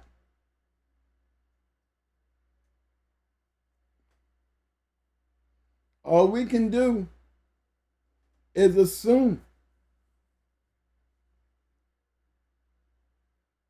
But you can guarantee it. If there's one out there, it will make itself into the light. Ain't got no other choice. Big shout out to Balling in 11 Ways. I see you, fam. That's just the way it is. Because you take that same attitude and back here where I'm at. This is where I want you to learn at, back here. Where it's safe. Already been done. We can break this down back here because it's already been done. I'm not trying to break it down here and bring it all the way back up here. I'm breaking it down right here, showing you right here, and then let you take it and show you for yourself. See whether did it fall off or did it maintain. And like Barney Fife said, when the competition falls off, everything falls off. Y'all better remember that. When the competition falls off, everything falls off. Like you said about all those Zebo dogs. There's only a few, but guess what? Those few, they kept popping up through great names. Did you notice that? And did you notice those that had those great Zebo dogs was having match dogs that were Zebo dogs? You know what I'm saying? Very important. Pay attention. Now, I ain't trying to get out here and tell anybody in today's life, to be the next Pat Patrick or Earl Tudor or Maurice Carver. Because that's a battle and a task in itself. I'm just taking you back here so you can get your imagination with you and just imagine it. Imagine what it would take for you to be an Earl Tudor, a Maurice Carver, Katie Marlowe, Stone City, a Loctite, a Mama, a Pat Patrick, Captain America, Shady Days, Sniper, Strictly Business. It's just so much more. Those dogs put in work. And they didn't get off the chain and do it on their own. You wouldn't be saying these names at all if they didn't never make it to this plateau. Proset. Hell on Earth. Mad. DSK. Havana Boys. I mean, all these guys have set their mark in history. Schoolboy. They never, ever was out there trying to be that. They just did that. You cannot go unseen. How? When you're going into stiff competition and winning. Don't need to be in no journal. Thank God for the journal, because guess what? The journal helped a lot of us find those great dogs. The journal helped us locate them. The journal helped us match them up. The journal helped us breed. The journal played a major part. Game Dog Times played a major part in the history. Because without them, we wouldn't have one. Y'all wouldn't have nothing to guide on. There's so many dogs out there being sold right now that y'all got to go into the fourth generation to be bragging about some shit that was done back here in my time. No, a lot of them guys got 8 generation pedigrees they got to give out. This is for the person who's buying the dog to understand what they're buying. You know, they got to go way back here to, hey, see, this is what we do. You know, and the fourth is bad enough. Because the first, second, and third, you like, oh my goodness. No. And all you got to ride on is, man, I feed good dogs. I ain't trying to be all that up there. I know I'm feeding good dogs. For a greenhorn, the one that's trying to get his feet wet, he has to learn that lesson. He has to learn that lesson. And like I said, those dark vision glasses, you know, you can go and pick them up anywhere. You know the consequences go putting them on. You want to go run around in the dark with them on. I mean, you want to learn the hard way. And hopefully it pay off for you. Because we don't need you in no book no more. You ain't going to be able to hide if you got something great. You're not going to be able to hide if you producing great dogs. You don't need no book. We're going to know who you are. Because in the dark where it's dark and nobody can see, don't nobody know who, when, or where, they always seem to find out. History always seems to find out. How? You can't hide a great dog. You can't hide a great kennel. You can't hide a great dog man.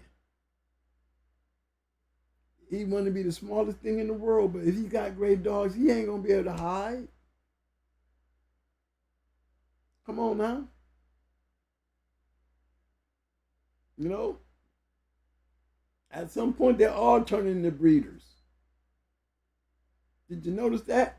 They're all turning into breeders. One minute they dwellers, and the next minute they breeders.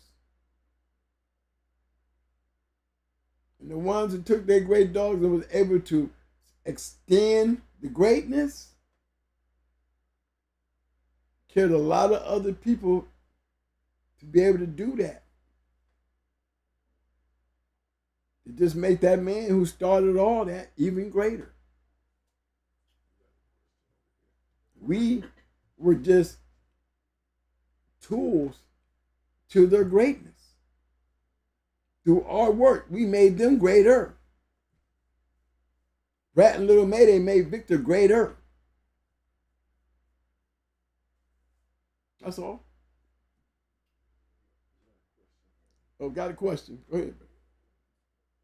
Shout out to my man Cal Henderson. He said, going hard, historically speaking, would you say going hard's champion Pretty Mama was on the level as champion Mayday Bloodline? Yeah. But you got to look at Pretty Mama's pedigree. If you look at her pedigree, you know, I'm looking at it like this. What she produced, yeah. Gotta look at what she produced. But yeah, you gotta look at her line and then look what she produced. You know, remember, she didn't have a bunch of damn puppies. She only had 1 litter. 1 litter. She didn't get a chance to have a May 2. You know what I'm saying? She didn't get a chance to have a May 2.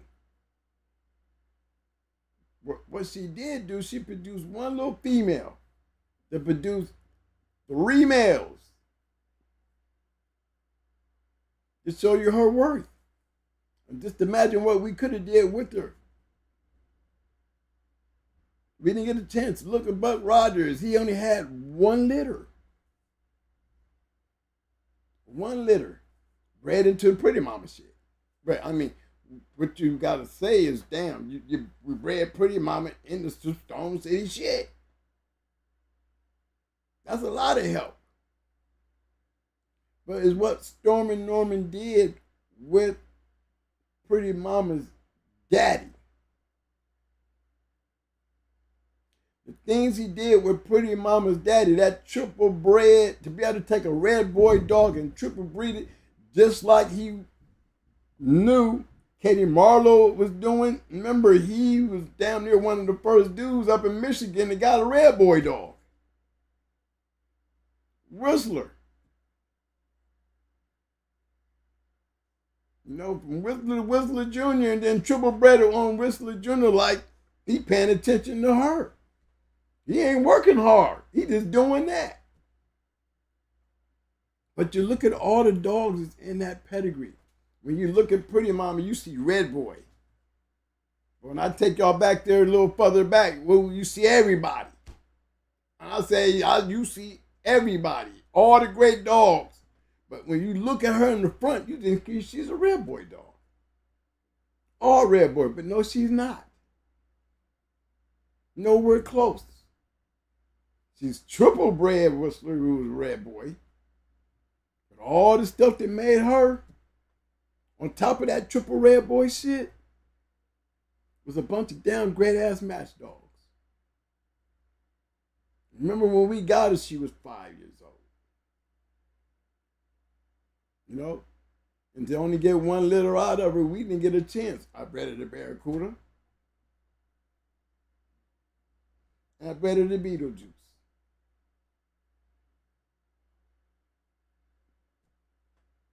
It was the Beetlejuice litter.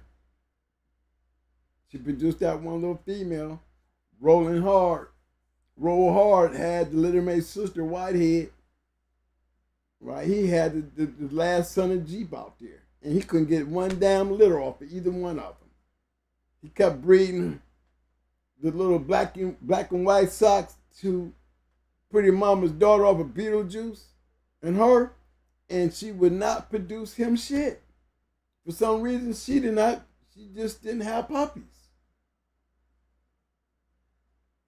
Total waste, great looking dog, pretty dog, good dog. He loved that dog, but he could not get a puppy out of her. Not one. I would have gave up and tried to breed her to something else, stopped trying to breed her to socks. But he was so stuck on, just kept breeding her to socks, hoping that, give me 1 or 2 at least. Never happened for him. But he kept her till she died. She grew old on his yard. It's just things like that, because we don't, when you're in the moment, we don't be thinking about the future. You know what I'm saying? You know, we wasn't thinking about being a Victor Acart or a David Tank or Floyd Boudreaux. You know what I mean? Remember the guys who grew off of us, you know? The real dudes grew off of us. You know what I'm saying? They had the genetics to play with. We didn't really sell dogs. The majority of those winners came by way of those people who was closest to us that continued on and made those breedings, made those moves, got those wins, and by through their greatness didn't do nothing but make us greater. Ain't that what I just said a few seconds ago? When we do things like that, we make those guys even greater. What them boys did with Mayday's puppies made Mayday greater.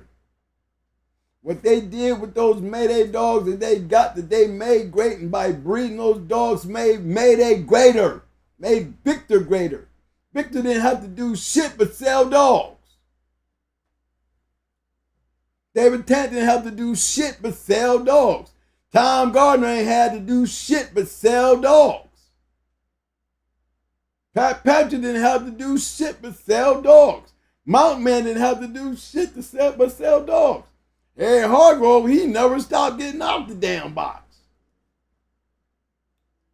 Damn near had to have a handicap for goddamn Harry, because shit, he still crawling in the goddamn thing. You know, you need a goddamn step to get him over the damn wall. He's still getting in there. He's so tied up in the shit, he talking to the police, showing them robes. That's how he was. He was a dog man. He wasn't no breeder. He made great breeds. But he made great breeds to keep him busy doing what he really loved. Damn dog to sell him. Yeah, he sell you one. He had to feed him. You can believe that. He had to feed him. But Harry wanted to play with his own shit. There's a lot of them out there like that. You know? Don't let the game fool you. Some of them guys didn't really do that much. They just wanted to sell. My man Cal Henderson said, what about the Zebo on the bottom? Pretty much. Remember, I told you, going hard gonna have some Zebo in them. You better believe that.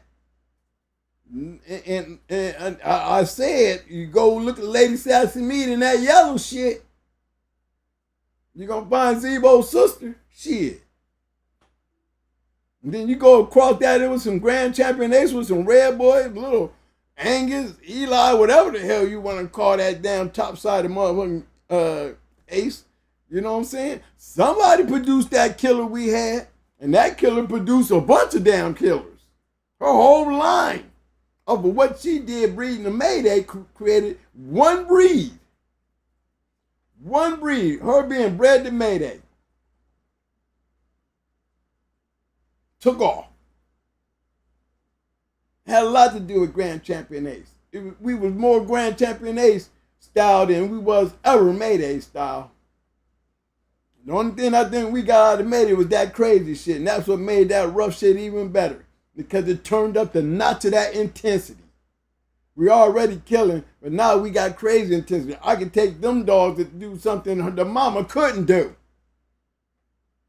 Go any damn where. Come right out of the damn box, regardless of where you flew to. The mama could not do that. If she could have did that, she could have went over there and made history by just destroying Tommy in less than 5 to 10 minutes, like she did when she did kick in, and would have made history beating a 4-time winner who was kicking ass under 20 minutes of damn self. And to go in there and destroy her like she did, like little Mayday did Wacko,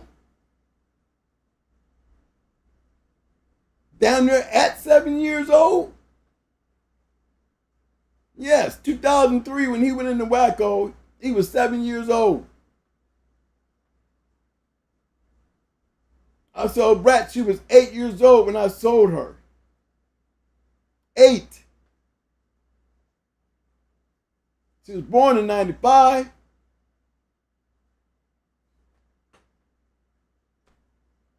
But he went in beating the grand champion at 7 years old. And Wacko was smashing shit. But we know that already because we saw Red Ace. We could have kept Brat's teeth in her damn mouth. And I don't know how we were going to do that. Literally keep a muzzle on her. To make her grand champion, would have had to keep a muzzle on her 24/7. She would have had to stay in the house with a muzzle. Because you take the muzzle off, she's going to eat up a plastic cage. She's going to chew on a steel cage. She'll chew on the bars. She'll chew on the fence. They have to chew on everything. And that's a bad thing about Mayday dogs. Then down there, if you can get them there to the age to get there, you okay. But they're so destructive, it's just hard to get them there. And now you got all these breedings. You don't see nothing off of Noriega. You got a very few coming off of Cogdizo. You got very few coming off of Hunch. You don't see nothing coming off of Choice. You don't see nothing coming off of Chanel. You got very few coming off of Annabelle.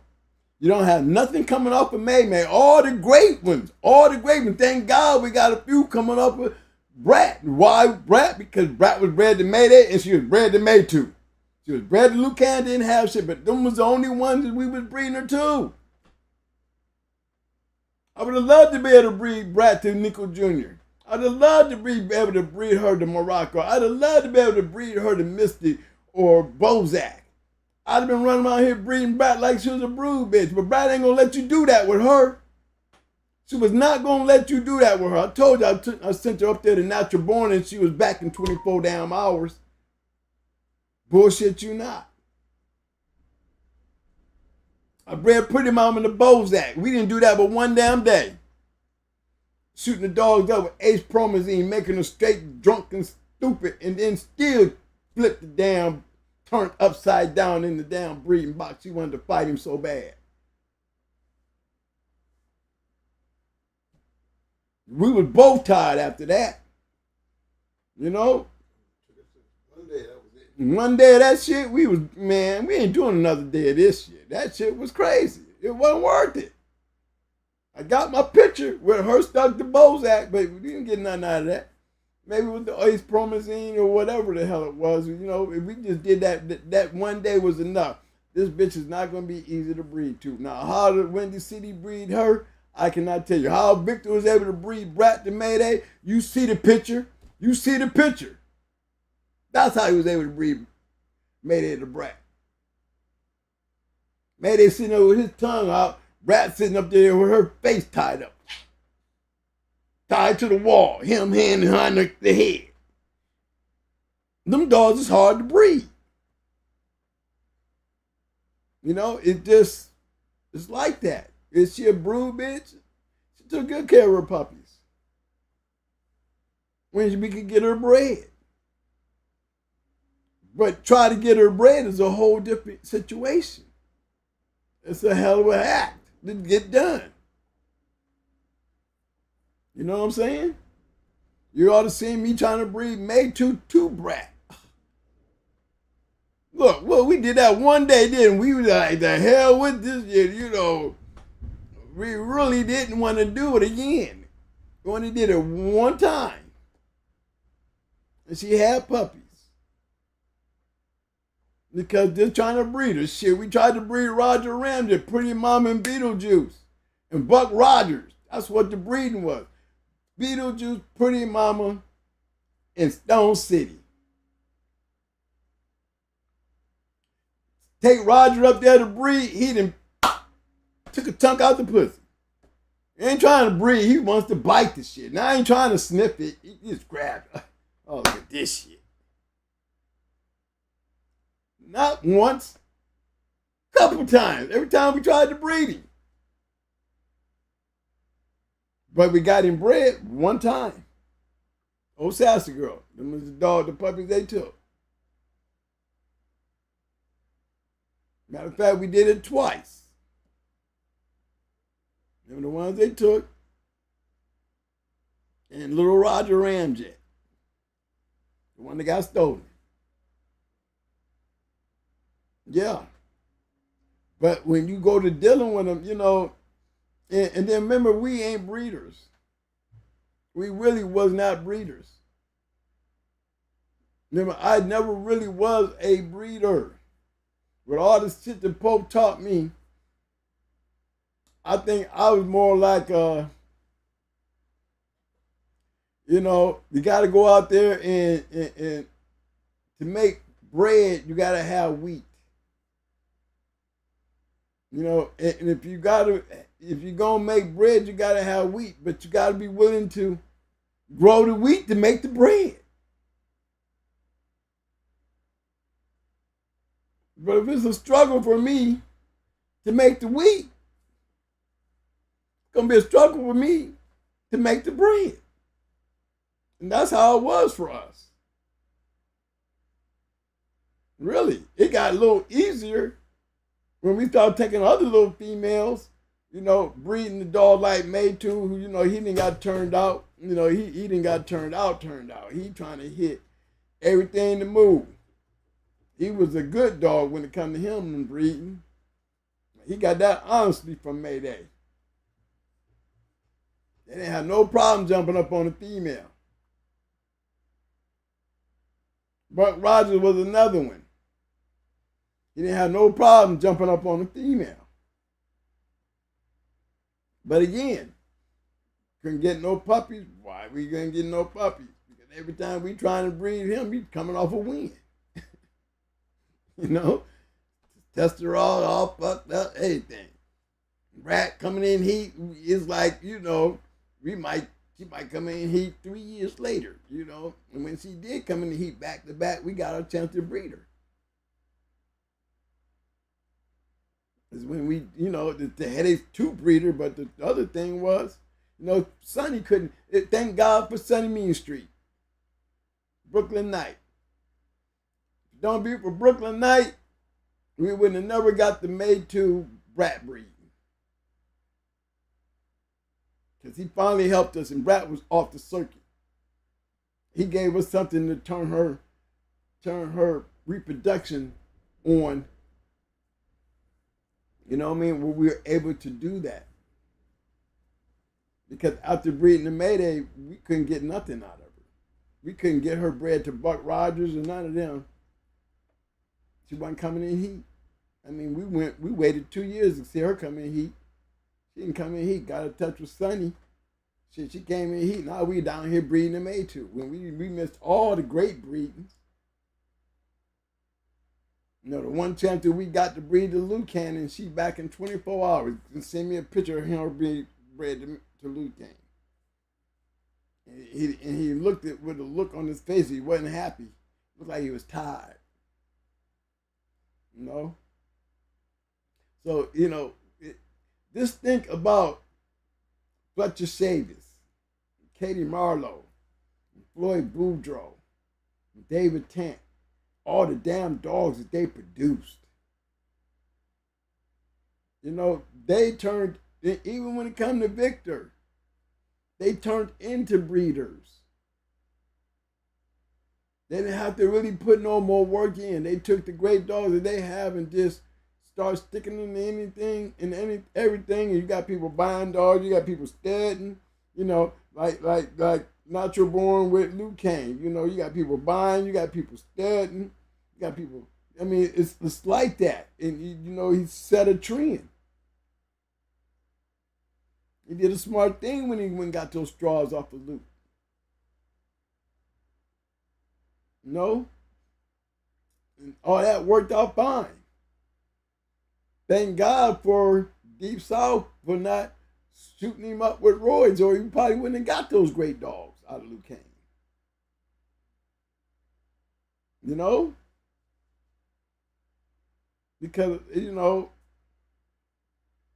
I think back then when we was playing with Roy's on the dogs, you know, early. I mean, look at what was doing. You know, was I caring about breeding? No, I'm not a breeder. That was the problem. Remember, I'm still down here when it comes to breeding. I'm not the top level dog man when it comes to breeding. No, that came the guys after me. You got to give them that credit. The ones that I did was a headache. A headache.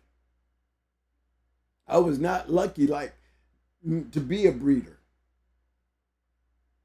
Definitely wasn't lucky. And when we did breed, we got damn good dogs.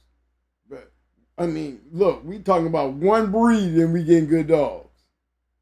Imagine we had got a chance to turn around there and have us 12, 1,300 goddamn puppies. You know, or you know, literally coming off these dogs. I can just imagine 100 dogs coming off of Buck Rogers. Well, what I seen we could have had. I just imagine what Red Ace could have produced.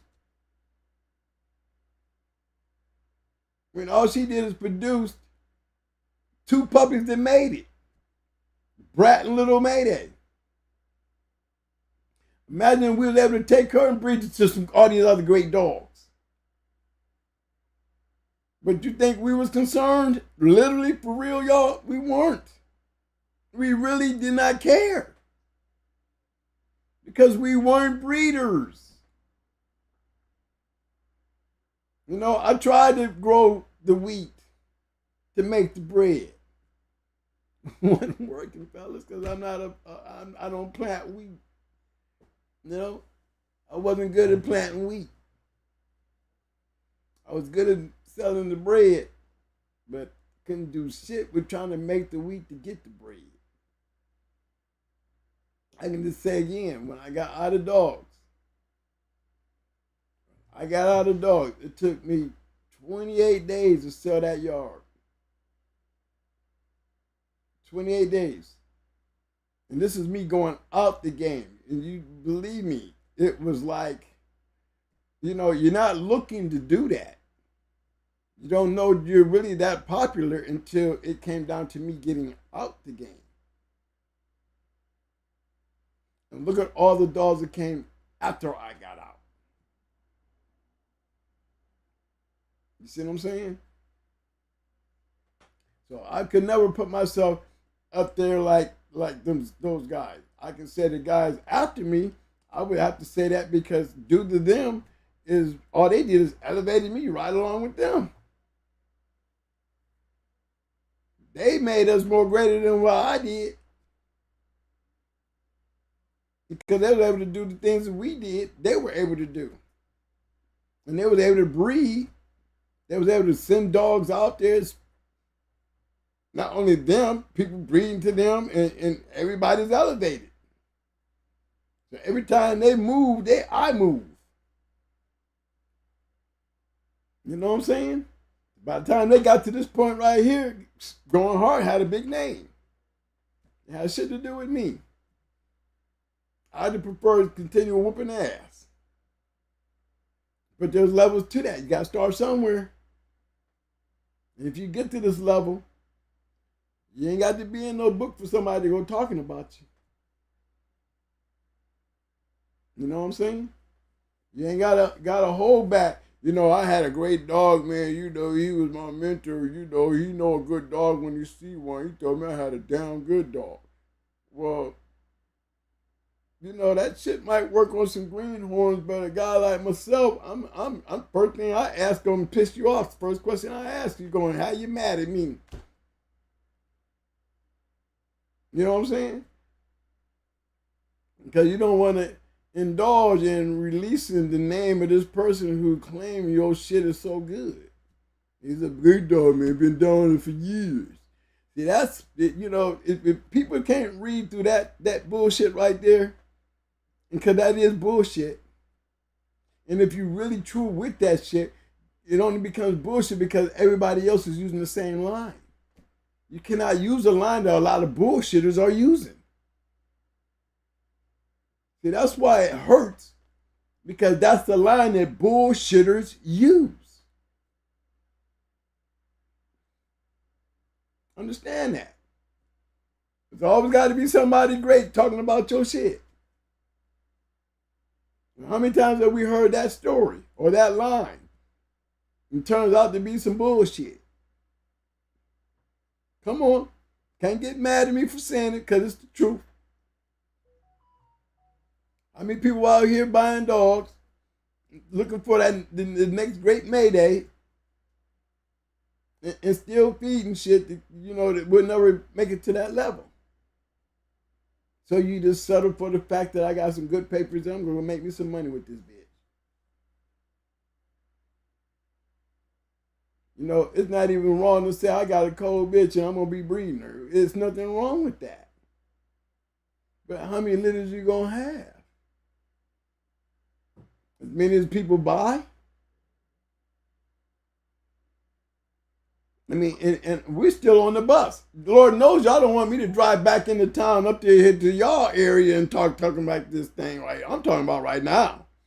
Y'all do not want me to turn around and go home and get off the bus and say, before we leave, let's talk about the now and the shit that's going on now. Y'all would be pissy at me. Because I can take that same shit back there on the bus and bring it up to now, and y'all would be seriously pissy.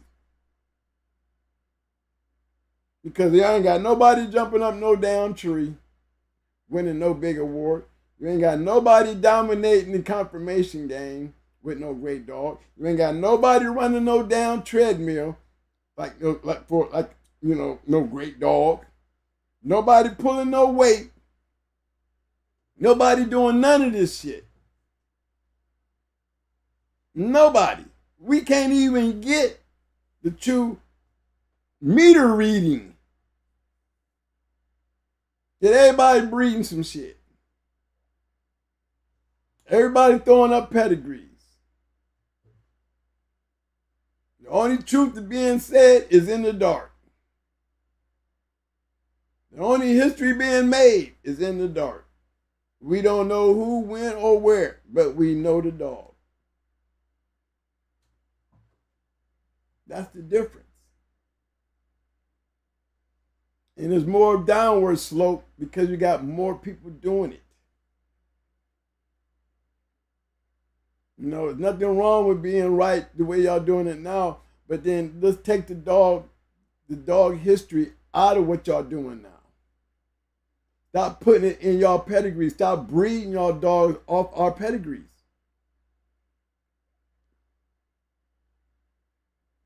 You see what I'm saying? You say you're against it, but you're still breeding off our lineage. Make that make sense. Right? You know I'm right. That's why I stay back here on the bus. Because when I cut off the bus and drop y'all off and we had this conversation like standing around in the parking lot, it gives y'all lots of shit to think about. Everybody trying to make their own way with little resources. Little to none. So now we got a bunch of watered down bullshit running around out here. And for those serious guys who want to spend their money on something good, who wants to be, they got their gargles and waiting for that day where they can turn out the lights, don't know who, when, or where, but they out there. You know what I'm saying? We know they out there. But there's more out there being let down than it is being let up. I'm going to give a big shout out to my man Sporting Dog Archive in the house. What up, What's fam? up, Sporting Dog Archives? But y'all get what I'm saying. Y'all know y'all feel what I'm saying. And it ain't putting nobody down. It's just giving you the facts and the truth. Somebody brought that up in the email, didn't Yeah. That's why we doing the show tonight. Because it related to what I did Tuesday. I didn't even get a chance to take y'all on the ride with Fletcher Shavers and Katie Marlowe and them to show y'all how the yellow dog was built. You know, we played with Mayday in the creation of Mayday and how Mayday was created through greatness. Greatness. Stone City, greatness. Hardcore Kennels, greatness. Mr. Kimmer, greatness. Eminem, greatness. You know, they were able to do it in and out. I mean, there's so many of them. I just can't say them all. Roster, man, he's never really been a great breeder. That's one thing I never said about Roster, man. I never really known him to be a breeder. His legendary status comes from winning. More winning and more great matches than anybody else on that panel. He's the man. Believe that. Now, when it comes to, you know, Tyrone and them, his line, good breedings. Only in America. Only in America. Can you produce a great line of dogs and that can carry on the lineage? No, but it took a breeder. A breeder. What made him famous was a dog man. Trust that. And all he needed was his line back in his hands to continue his journey. You know, that's where the breeding came along. He never had a chance to make him great in the breeding aspect because he's too busy winning. Same thing with Schoolboy when he when he did with Big OTK, Red. yeah. OTK. Took over Schoolboy. Yep. OTK took over Schoolboy shit, and OTK made Schoolboy the name that he is. Period. And you know, I've always would like to know is OTK went from here to here. If we're gonna act like Schoolboy didn't have nothing to do with that. Really? For those haters? The man don't talk a good game, he is the game. For a hater to understand that, you know, I would like to see somebody challenge that by being just as great as him and having that conversation with him. I know you couldn't have that conversation with him because you would understand him. Another great dog man could understand exactly what I'm talking about. You have to be on that level to have that conversation. Now you go down here and get one of these bottle feeders and sit and try to have that conversation. It's not going to be even because he's going to be down here hating because he wants to get up there. It's like a kid wanting to get picked up by mommy. Mommy, pick me up, I want to come up there.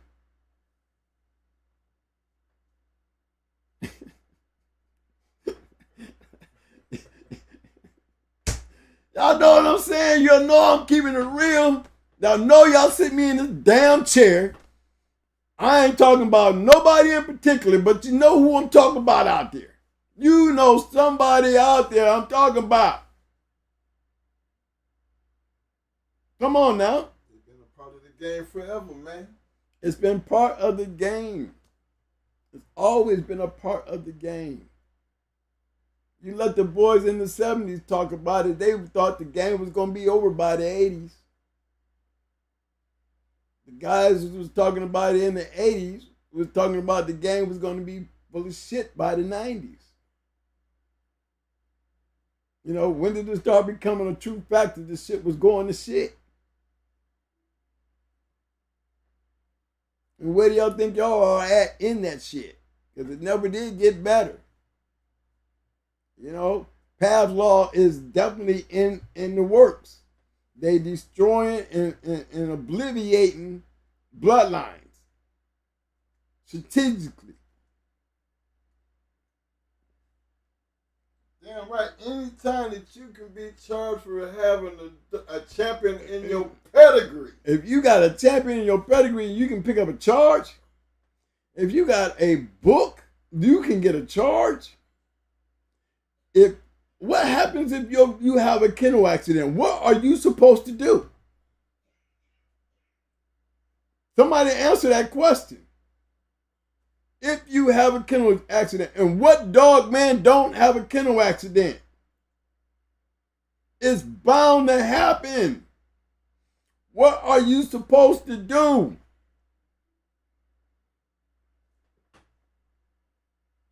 Do you call the police? Do you really run your dog up to the vet and go, my dog got off the chain? Save him? What are you supposed to do? See, this is where I'm saying, how in the world are you going to have the competition? How in the world are you going to have these great dogs?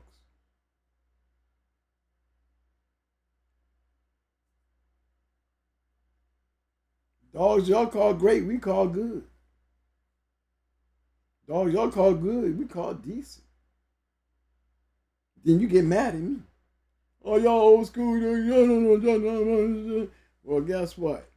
Well, you in a new school and you ain't even in the same school.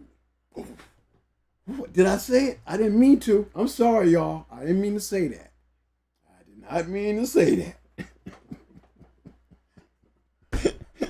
Man, we done lost about 100 subscribers. Oh, Lord, we going to lose a bunch of people. Somebody's going to definitely get mad at me.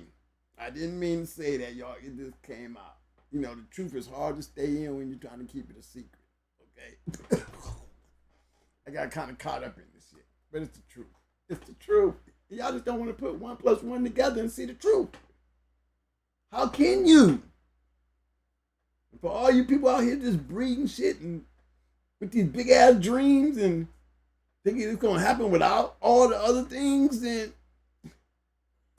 you're not in my school. I know you don't want to be in my school. You really don't. Because my school is historically. Yours will never be. And I'm not putting you down. I'm just being real. Because all the elements that made it work over here aren't over there. And y'all have to start realizing that. Especially when you're spending your money trying to build it. You was even thinking about it. You're risking even to have it. You're risking chances. Chances that weren't so detrimental in my time what was getting there. So please understand what I'm saying. It's not a put down. It's a let down. Because it's the truth. You understand what I'm saying? Keeping it real. So look here, guys. I'm going to be going back in. I'm going to be looking at Pat Patrick. I'm going to be looking at Mountain Man. I'm going to be looking at great kennels that came off of some of these great yards and how they were able to move throughout history, like we did Zebo, like we did Floyd and those guys. There's other lines of dogs that's able to do that. History makers. You know, and those are the type of people that I say, what a hell of a mentor. You know, if it don't be for all my mentors, and I got a bunch of them. I got a bunch of them that I praise to. Ain't no way in the hell, you don't never hear me running around. I don't understand why people be acting like I think I'm all that when I got so many people ahead of me that I give praise to. I always say I ain't gonna never be big as them. I'm a little pea in a peon. I'm just fortunate and happy enough to believe that when they come and tell me they proud of me, and they can go back and say a lot of funny things about my growth. You know what I'm saying? But to come back and just tell me they proud of me, you know what I'm saying? That means a lot to me. I ain't trying to be bigger than y'all. I could never be bigger than y'all. It was y'all being that big is what made me want to be. Not for the people. but for me. That's all.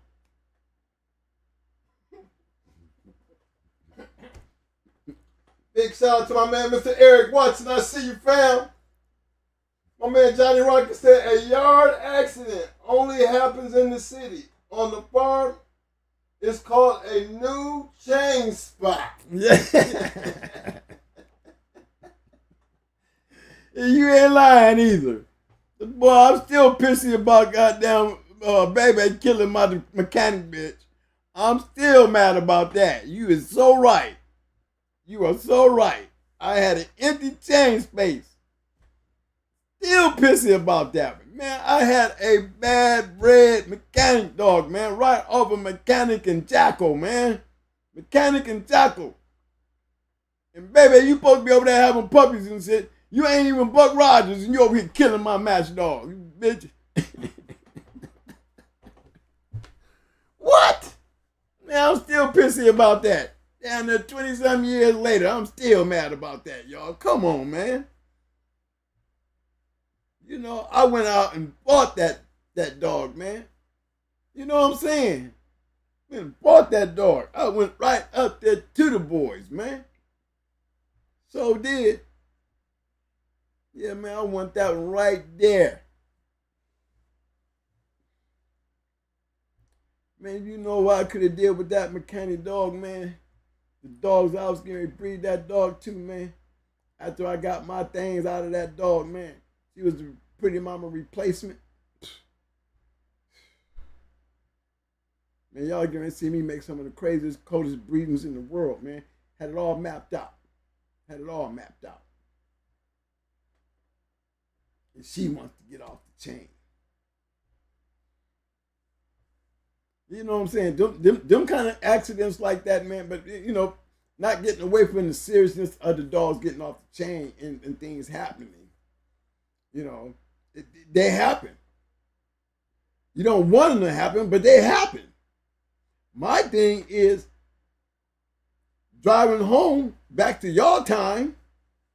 We out here kicking in on the, you know, in the parking lot as everybody unloading on the bus, off the bus. You know, there's that question, man, what do y'all do, man, when y'all have kennel accidents? Because, you know, you're going to have a chain space missing, but, you know, you're going to have one that might have made it instead of having two open chain spaces. And then sometimes, boy, you spend a little time together, you're going to have two. Because that's what happened to Maytu's brother, the real match dog.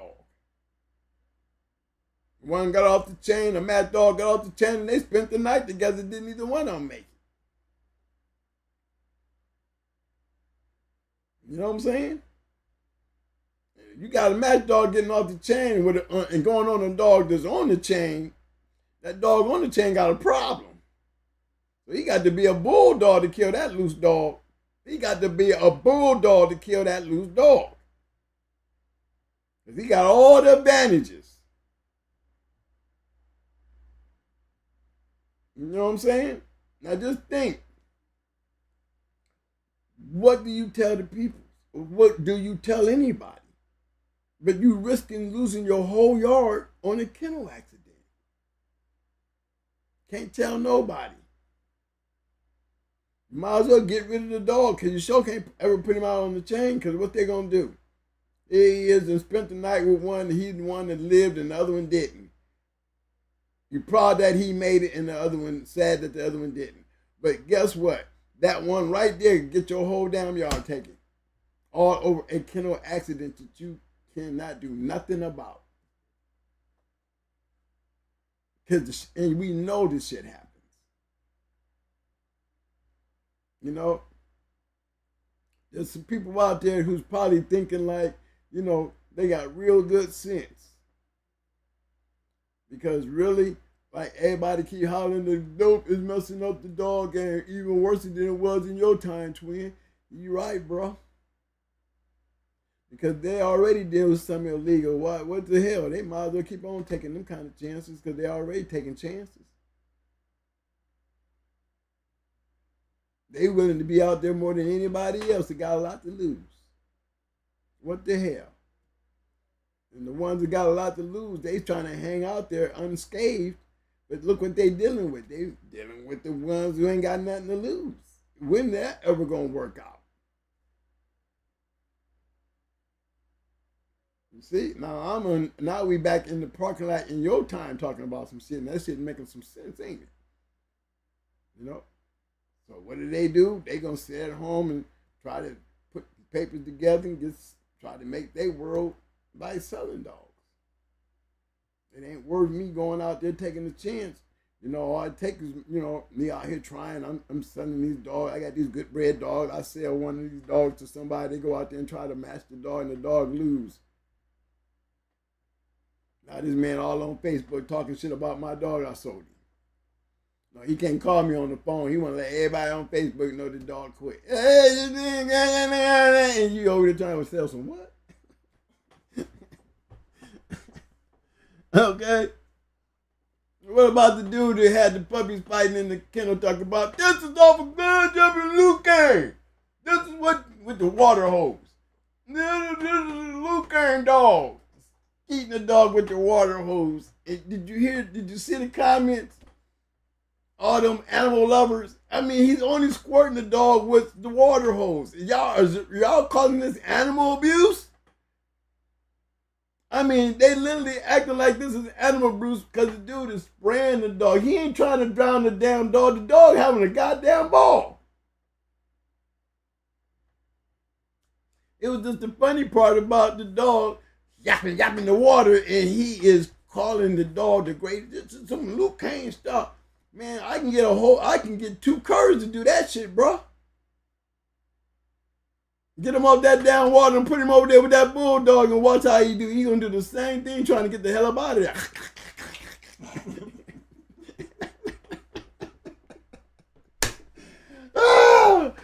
Oh my goodness. This is the kind of shit that y'all living in y'all time. You know, that's why I'm gonna stay on the bus, get on back there with Gus. You know what I'm saying? And just have a good time with you guys. Because it's the truth and y'all know it's the truth. We ain't got to talk about a bunch of people. We just pointing out the people. You know? Y'all want to go ahead and just pack me away. You know what I'm saying? Lord knows when I come out with a book, it's going to be a funny ass book. Because I'm going to have everybody in my book. I'm telling you, I don't know if I'm going to live long enough to finish my book. There's so many people I want to put in my book. If I was to put all the people I know in the dog game or the historical game that I played in, man, with the great people that I've seen and was around and the things that they taught me and the things that I saw, it's a big book.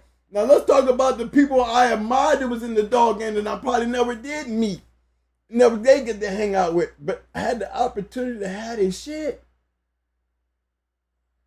But just the fact that I knew what they was doing, even though I didn't have their line, I admired them, like DSK, LG and them.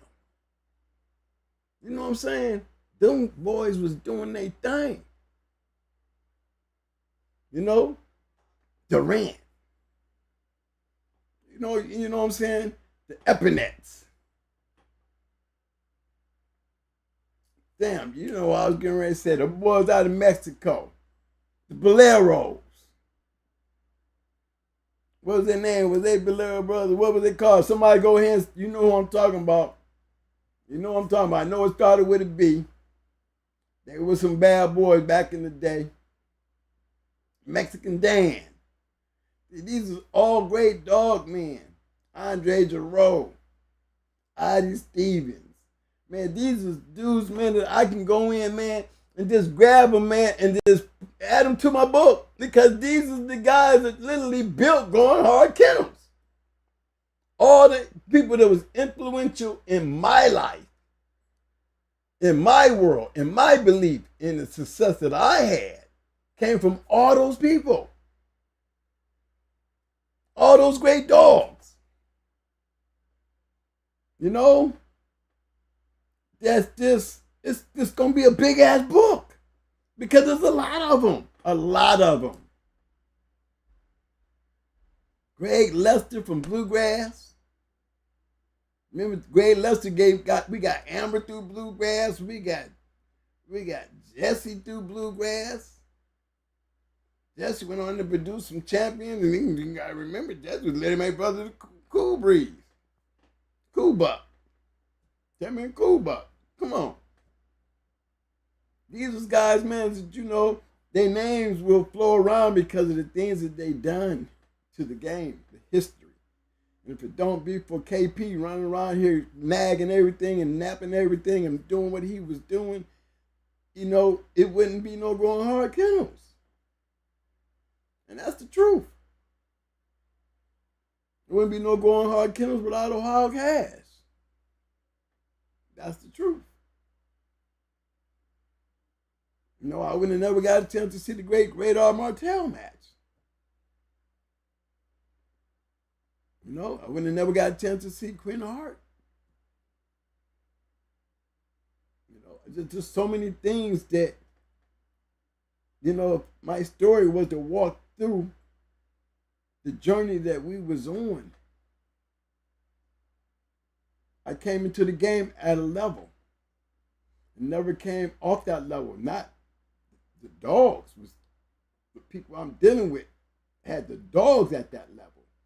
Mikey, Millbuster. Can't nobody beat Legion of Doom. But who was these young boys coming in here winning best in show? You know, for one night, boy, you got to believe me, man. I felt like I was the shit. Everybody was scratching their head. Even them. Who was these dudes? These dudes was headed somewhere on the right track. Who let the call you after all the years? The dude from damn, I forgot his name. He died. No, his name. No, that was Matt. I used to know his name. Hard Cash know him, but he was with Cash when they called me. He was with Cash. He was still talking about. That's how he actually got up with me. He was with Cash, and he said, "Man, remember them boys that got us that night, man? Man, I've been watching them boys. Them boys done came a long way." And Cash said, "Yeah, you know, Cash gonna always take the credit." And man, I still touched him. You know, it made him even feel even bigger to hear that. And he picked up the phone and called me. Man, got on the phone and told me, "Man, I've been watching y'all, man. I knew y'all was gonna be all right when y'all got me that night, because we had a lot of hope for that dog y'all beat. Y'all beat a good one. Well, we've been beating good dogs ever since we started. When we moved from this level to this level, we was beating good dogs. Because we've been around so many good dog men to know what a good dog looked like. Especially one that you want to see win. And that was, I think that was the key to our success. I would have to say every single one of them. Even the ones that I didn't get a chance to meet or know. They had an influence on me. The influence that they had on me. You know, because I studied the game. I'm almost like, what's the New England Patriots coach? They finally, Mike, that's your boy, team. No, I got pissed off when they got rid of Brady. Yeah, he got rid of Brady. He was pissy. But y'all know what we talking about. He used to be the coach of the Cleveland Browns. And the New England Patriots. Damn, what is his name? Come on, y'all, help him out, man, because, you know, nigga ain't never been my squad. You know, there's too much red, white, and blue on that shit. But Mike used to love him. Okay, my man, big shout out to my man Trevor Leahy. He said, "Twins, based on what your eyes seen authentically, if you wanted to set a Guinness Book of Records wall climb, what line you think would be the best?" Wow, that's a good question. That's a damn good question. I can give you several lines based on the longevity. That's what I would be banking on. The longevity. And the right dogs. There's a whole bunch of them I would be banking on. All those names you hear me naming, I'll be using every one of their dogs. I swear to God, there's my answer. Even the ones I didn't meet, I'll be using some of their dogs. For real. I'm gonna give a big shout out to my man Pro in the game in the house. I see you, fam. What's up, doggy? But yeah, that's my answer to that. Bill Belichick. Bill Belichick. That dude right there. Yeah. Bill Belichick. You know, I liked it, Bill Belichick. I was like Bill. You know, you start off with a squad like the Cleveland Browns, and you just keep getting let down. You know, you're a better coach than the team. Well, see, my dogs was better than me in the beginning. I had to catch up to the dogs. You know, and in order for me to catch up with the dogs, you know what I'm saying? The dogs are already there. I got to catch up with them. I have to learn and study and figure it out. You know? And that's what I felt like when it came to me, you know, when it came to the dogs. You know, the dogs was Bill Belichick, and I'm the Browns. I had to get traded, you know what I'm saying? I had to get traded to New England Patriots. You know, when I ran across that Mayday shit, it was on and popping. When I ran across Mayday, I ran across Stone City first, and then I ran across Victor and Hardcore. That's now coming off a run now. I ain't got a chance to play coming off up north, being around all that over there. Yeah, I got the Mikeys and the judos and all them in. Yeah, I got all them in, but they weren't the pinnacle. They was just the beginning. They was just the beginning. That was me, like the Browns when they went to the playoffs with Brian Sipe, and you know what I'm saying, and old Kelly got popped at the goddamn 1-inch line. Kept him out of the Super Bowl. No, Ernest Biner got popped right there, the 1-inch line to keep him out of the Super Bowl. Yeah, that one right there. See, that was me. I was that one that always got there, like LeBron up there in the Cavaliers, you know, keep going to the goddamn championship and can't bring one home. Look, Brian, you need to leave. You need to leave and then come back. You know, that's like me being a rapper. I wouldn't try to sell my records at home. I try to sell them everywhere else and then come home famous. Before home ain't even accept me. If I try to start it at home, home ain't gonna accept me like the people out there is because they don't know me. I'm gonna be real frustrated at everybody else that don't know me. But for the ones that do know me, they gonna hate. 90% of them gonna hate. And it could be good. But I gotta leave home, get famous and come home, then everybody will love me. It's just how the shit works. But you know, it's like that. But I take credit to everything that I learned from up north.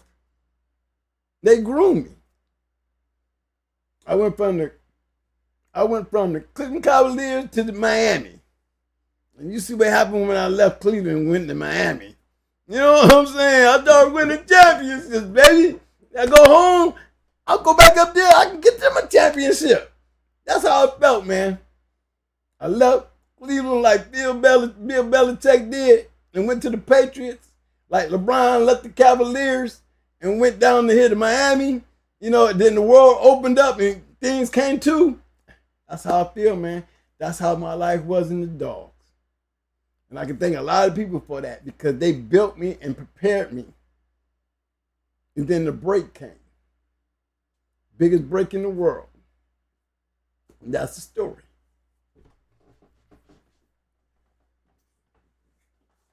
He said, Johnny Rockets, appreciate that, Johnny Rockets. He said the Bellline Club. The Bellline Club, there you go, baby. That's right, Bellline. Them was some other boys too, man. Them Mexicans, let me tell you something, Tony. Let me tell you something. They was going back and forth over the border. They was winning here and winning over there.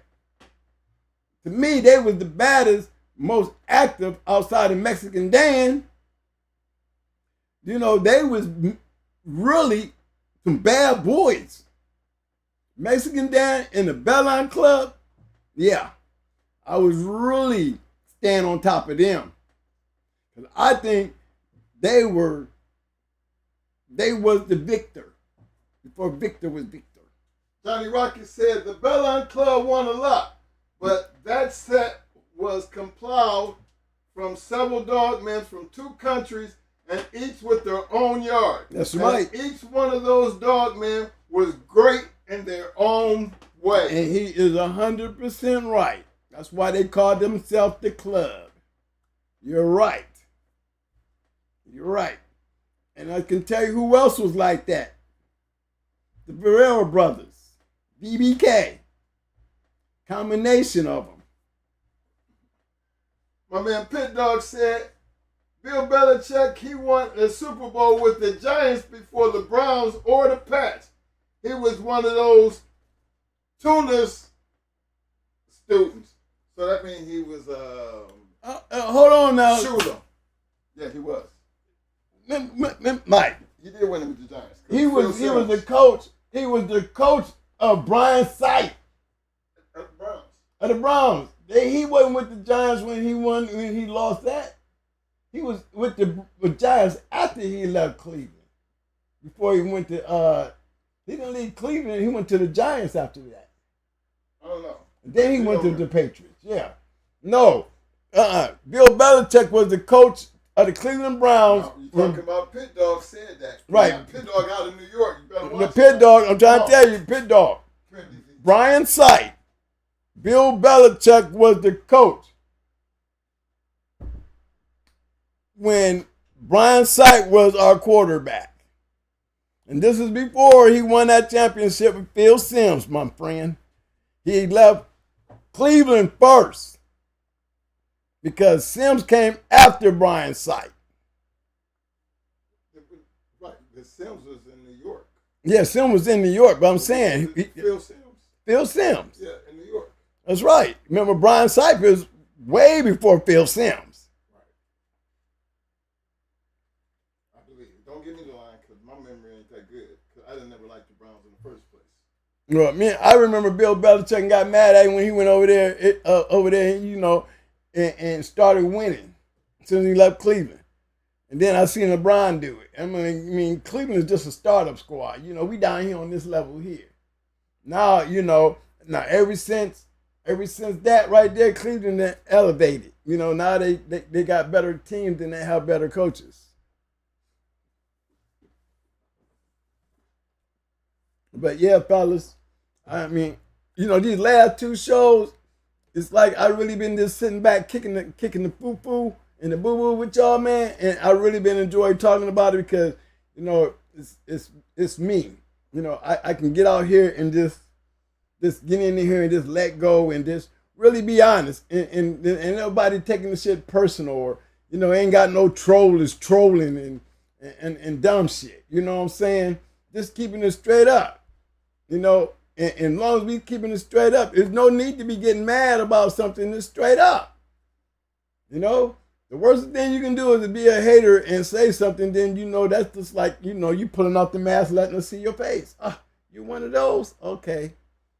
You know, and you just don't have to do that. You know, we're not talking about anybody in particular, but if y'all listen to what I'm saying, it ain't no face to what I'm saying. It's just a fact of what I'm saying. No faces, just facts. All right? Feel that. Get that. Be with that. Ride on that. I'm done. Thank you, guys. Thanks for making this fun for me. Okay. Well, let me slide in here right quick. All right, fellas. Now we've addressed this a couple times over the years, but the email was so passionate that, you know, you had to reach out there and address it because, you know, it was the truth. And whether you guys, and really the moral of this whole situation is, fellas, until y'all create that grand champion wall climber or that grand champion treadmill runner, I mean, remember, you're creating something new. I would think this would be the perfect time that y'all got together and created something to where it will shine a new light, because it'll Right. be You don't need no game dog pedigree to be able to do any to of do that. none of that. You don't need a game dog pedigree to do any of that, man. I'm just saying, if you was just to just do it, and then you choose how you wanted the title. I mean, every sport has a champion something. So why can't you have a champion treadmill racer or a wall climber? I mean, a recognized. A one. recognized. We ain't talking about a fighting dog pedigree. Right, we're talking about We're talking about a tree climbing pedigree, a treadmill racer, a weight pulling champion. Right. See, even when you're doing that champion, grand champion, and the producer of a register of merit of a champion of a treadmill racer, it's okay to change that. I just think it's just crazy not to be able to do that, instead of making it so easy that you can look in the pedigree and see a CH and a GR and think that you're breeding that dog for the purpose of dog fighting. Why can't it be for the purpose of running up a damn wall? Or dragging some weights? See, that's the dilemma that y'all have to deal with. We don't have to deal with that dilemma. But we just suggesting that maybe if y'all stop talking and start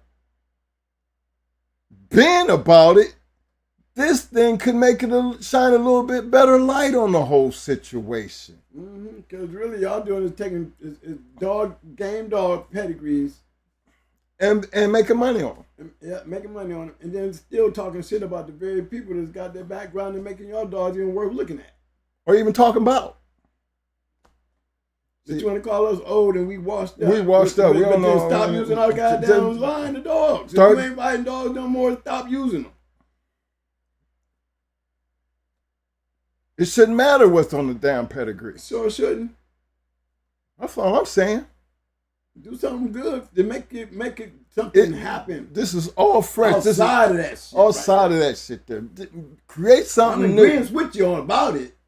But I just think it just seems like it's kind of hypocritical. Hypocritical. You're a hypocrite when you start talking about game dogs. Game dogs, but in the same game, all that, but yet you still talking about, and you're trying to sell your shit. Yeah, hey, I got using these game dogs.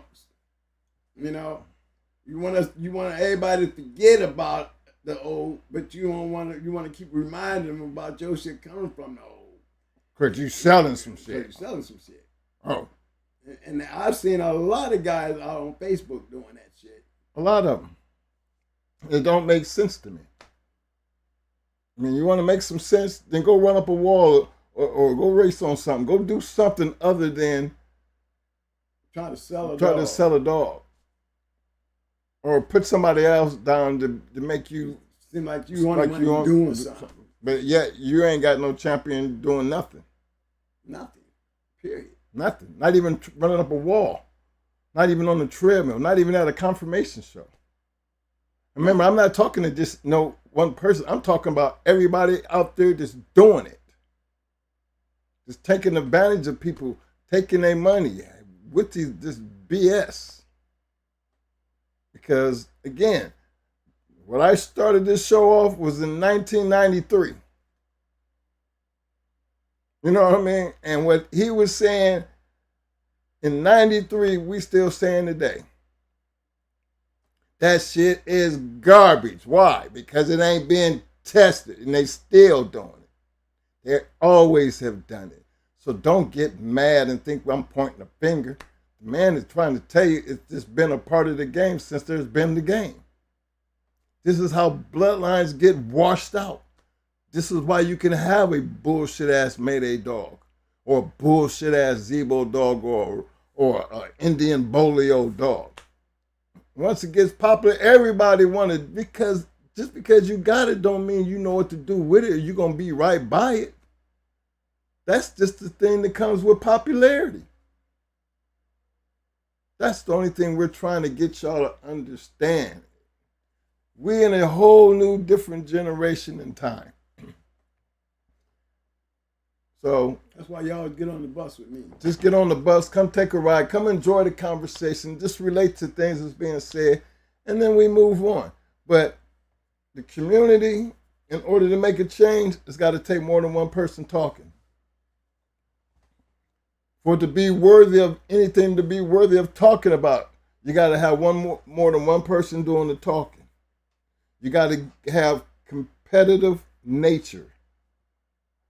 I like the idea when people be talking about they got a wall climbing dog and they ready to put it in the competition and anybody want to get in here, let's get it. Well, hey, what's wrong with that? If you got a down wall, you just replace the wall for the box. What's wrong with that? Some journals and start your own journals with your world, with your dogs, reporting those kind of shows. Right. Where y'all can, when they go there, oh, he's red. Oh, this is dog climbing shit. Oh, this is treadmill racing. You know, get some of them magazines out there. Right. I guarantee you, it'll run like wildfire. If y'all would just start doing it, I would be something I would be interested in doing. Recording these events, showing up at these events, seeing these great dogs come in and do the making. But y'all ain't doing all that. No. There's very, very little doing it. The community is so small, you can barely see it. Need to get bigger. And the only way it's gonna get bigger, if you want to do something with it and you're inspired to do something and be something with what you're doing, then get involved. Get involved with what they call is the right way. Because I don't have no problem with the right way. Because the underground, it's going to always be there. Mm-hmm. And you already know how the story is with them.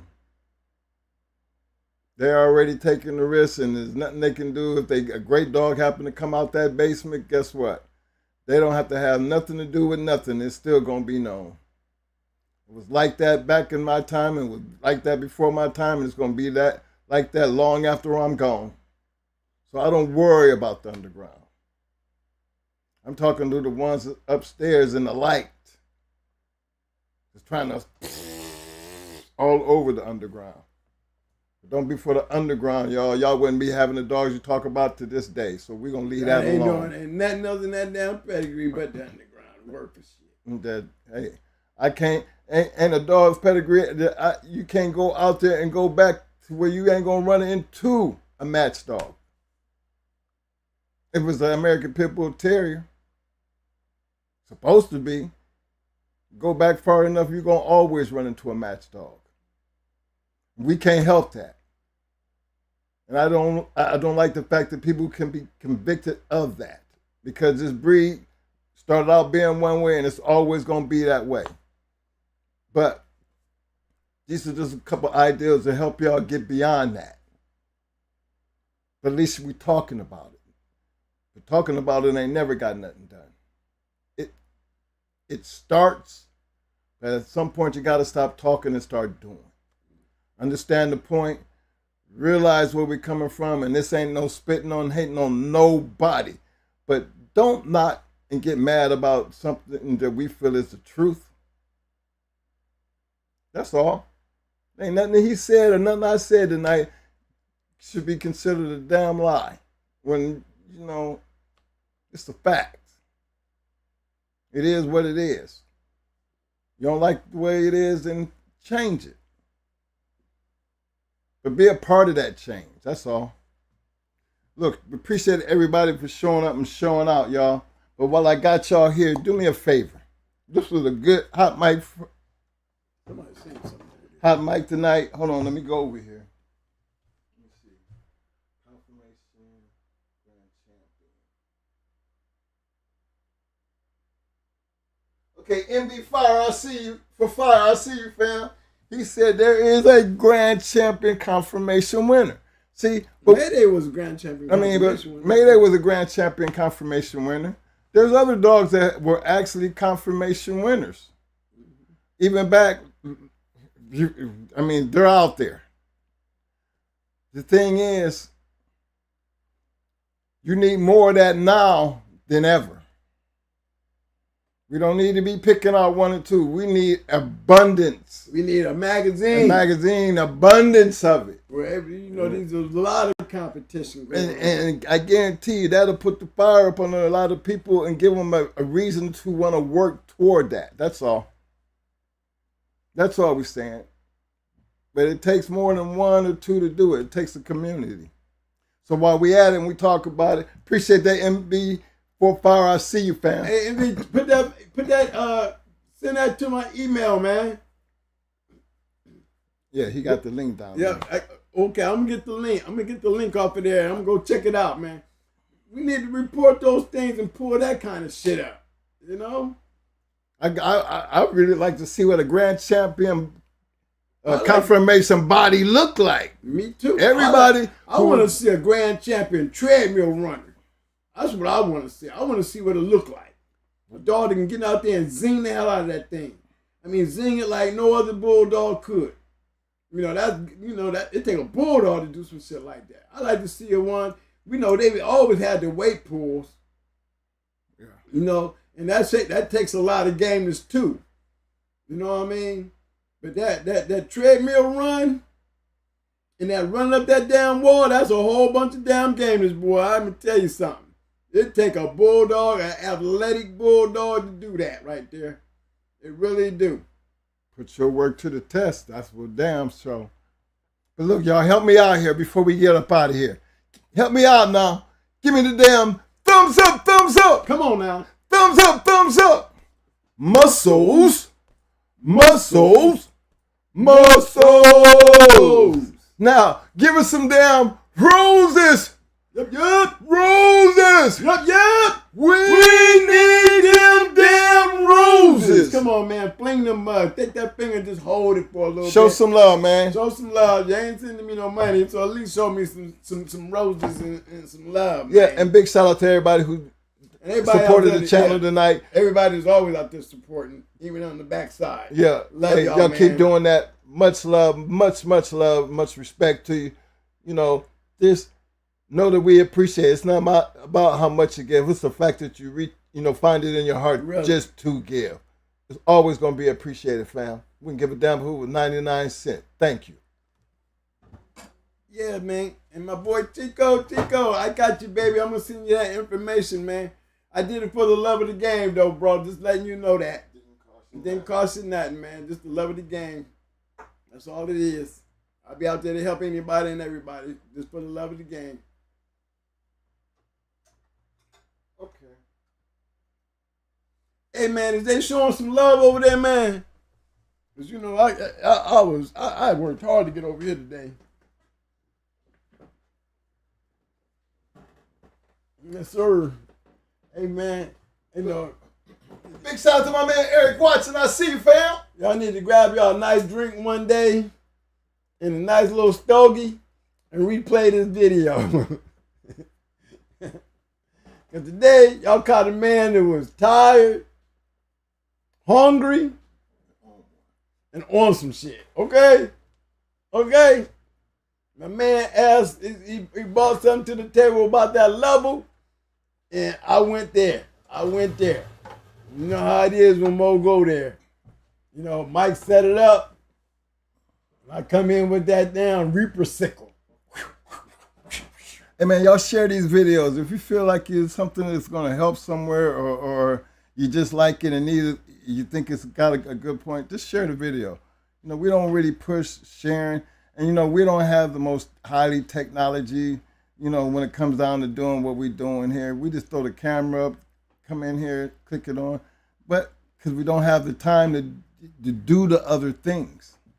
But I hope we're just doing enough where you're taking advantage of the information that we're giving. I hope that makes the community just a little bit stronger, give you some riding points, some standing points, give you something to think about when you're home alone and you're looking in the mirror and you happen to walk out and see your backyard.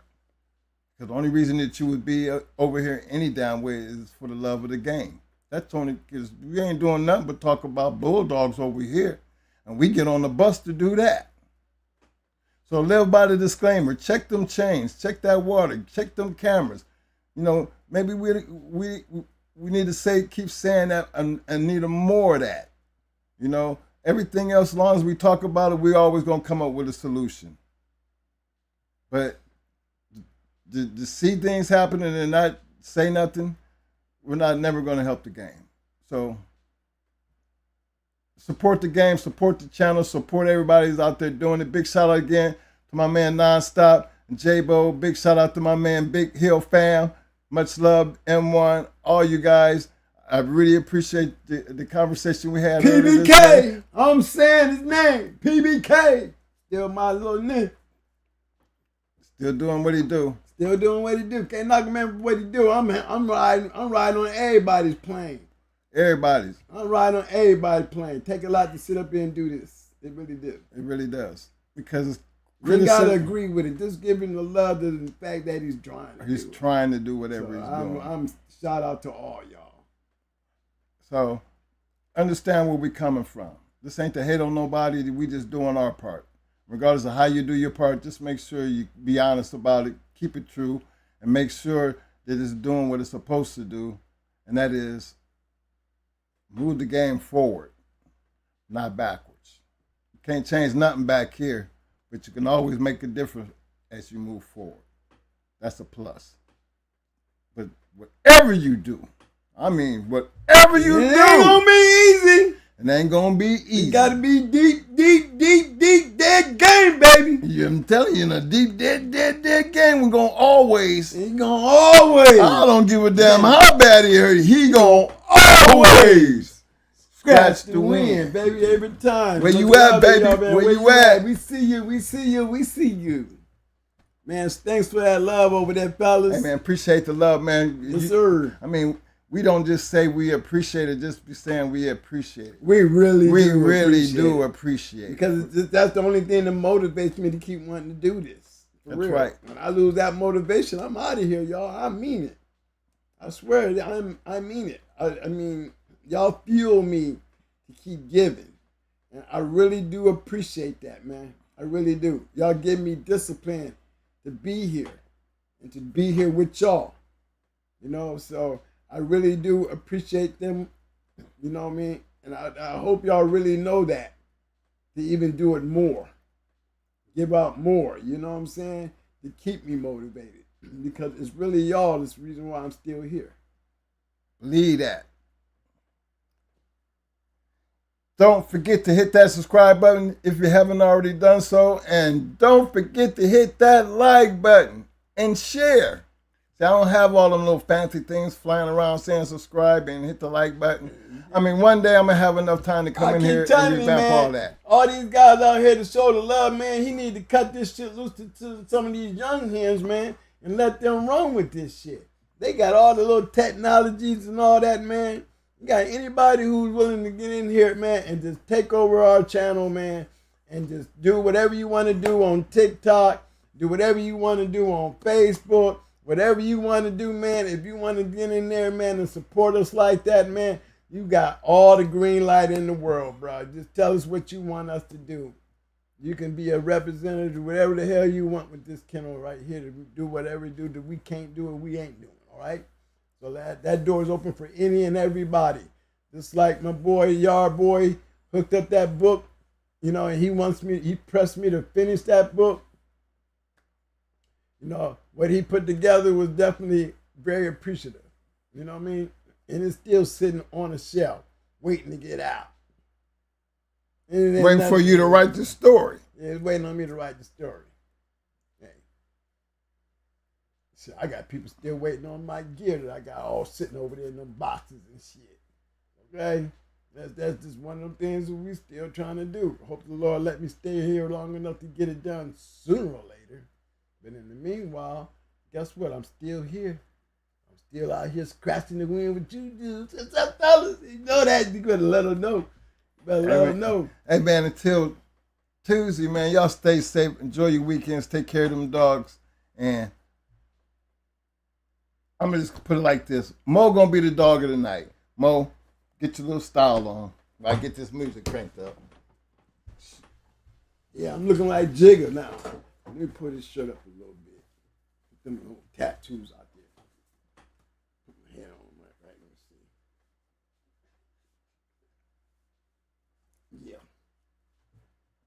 I got it right there, right spot, right here. Show them what's up. What's up, baby? There you go.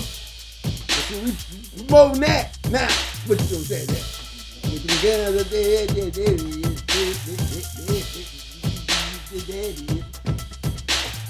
That's the Scotty Weird over here.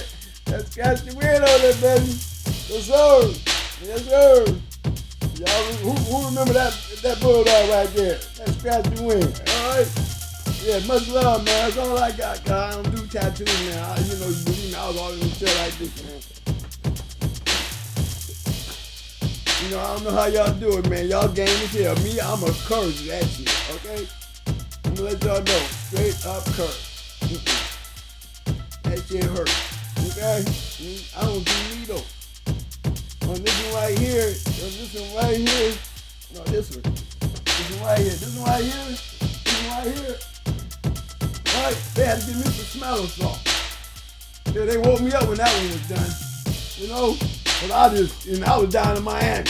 He hit me so hard with that one, got to get scratching all that dark in there. Oh, I just laid there, man. I woke up, he was done. They're like, man, we had to give you some salt, man. I'm gonna tell you, bro, I wasn't tired. I just couldn't take that pain. I don't know how y'all do it, but y'all gaming to me. Y'all gaming to me. Y'all be having shit all on your faces and shit. Damn, how y'all do that?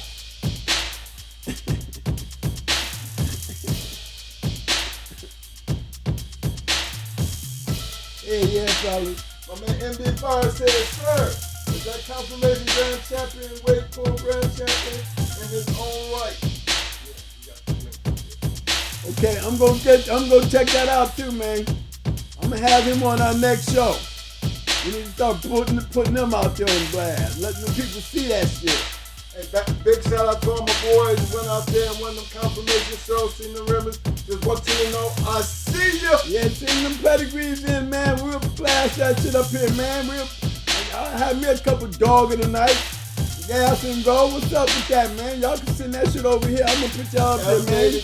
Elevated. Oh, elevated this with that. I think he won. I think Hard and Finish. Yeah, man. All you guys, man. Send your pedigrees and your pictures over, man. Hey, y'all can be dog of the night over here too, man. Come on now. I would love to have y'all in here, man. Come on now. Send it on in. I got you. Much love.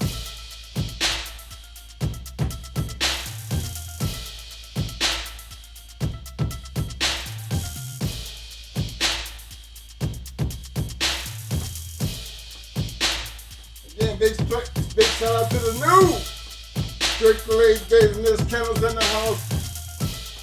Don't forget to come back, Strictly Business, with some pedigrees.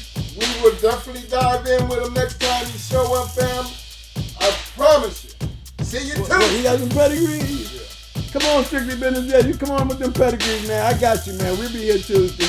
We're going to get back and jumping in these pedigrees. I know y'all love to come on this show with your pedigrees. So, I'll be back on those and go investigate. Sir. We investigate over here. Love y'all, man. Have a safe weekend, man. You know where we coming from. You know what I'm saying? Don't be about it. Don't be about it. Be all about it. Okay? Don't talk about it. Don't talk about it. Just don't be about it. Be all about it. You know what I'm saying? Because that's what I'm riding on. I'm on that other level. I'm one way up there on that other level on that one. Okay? That's why I'm dog of the night.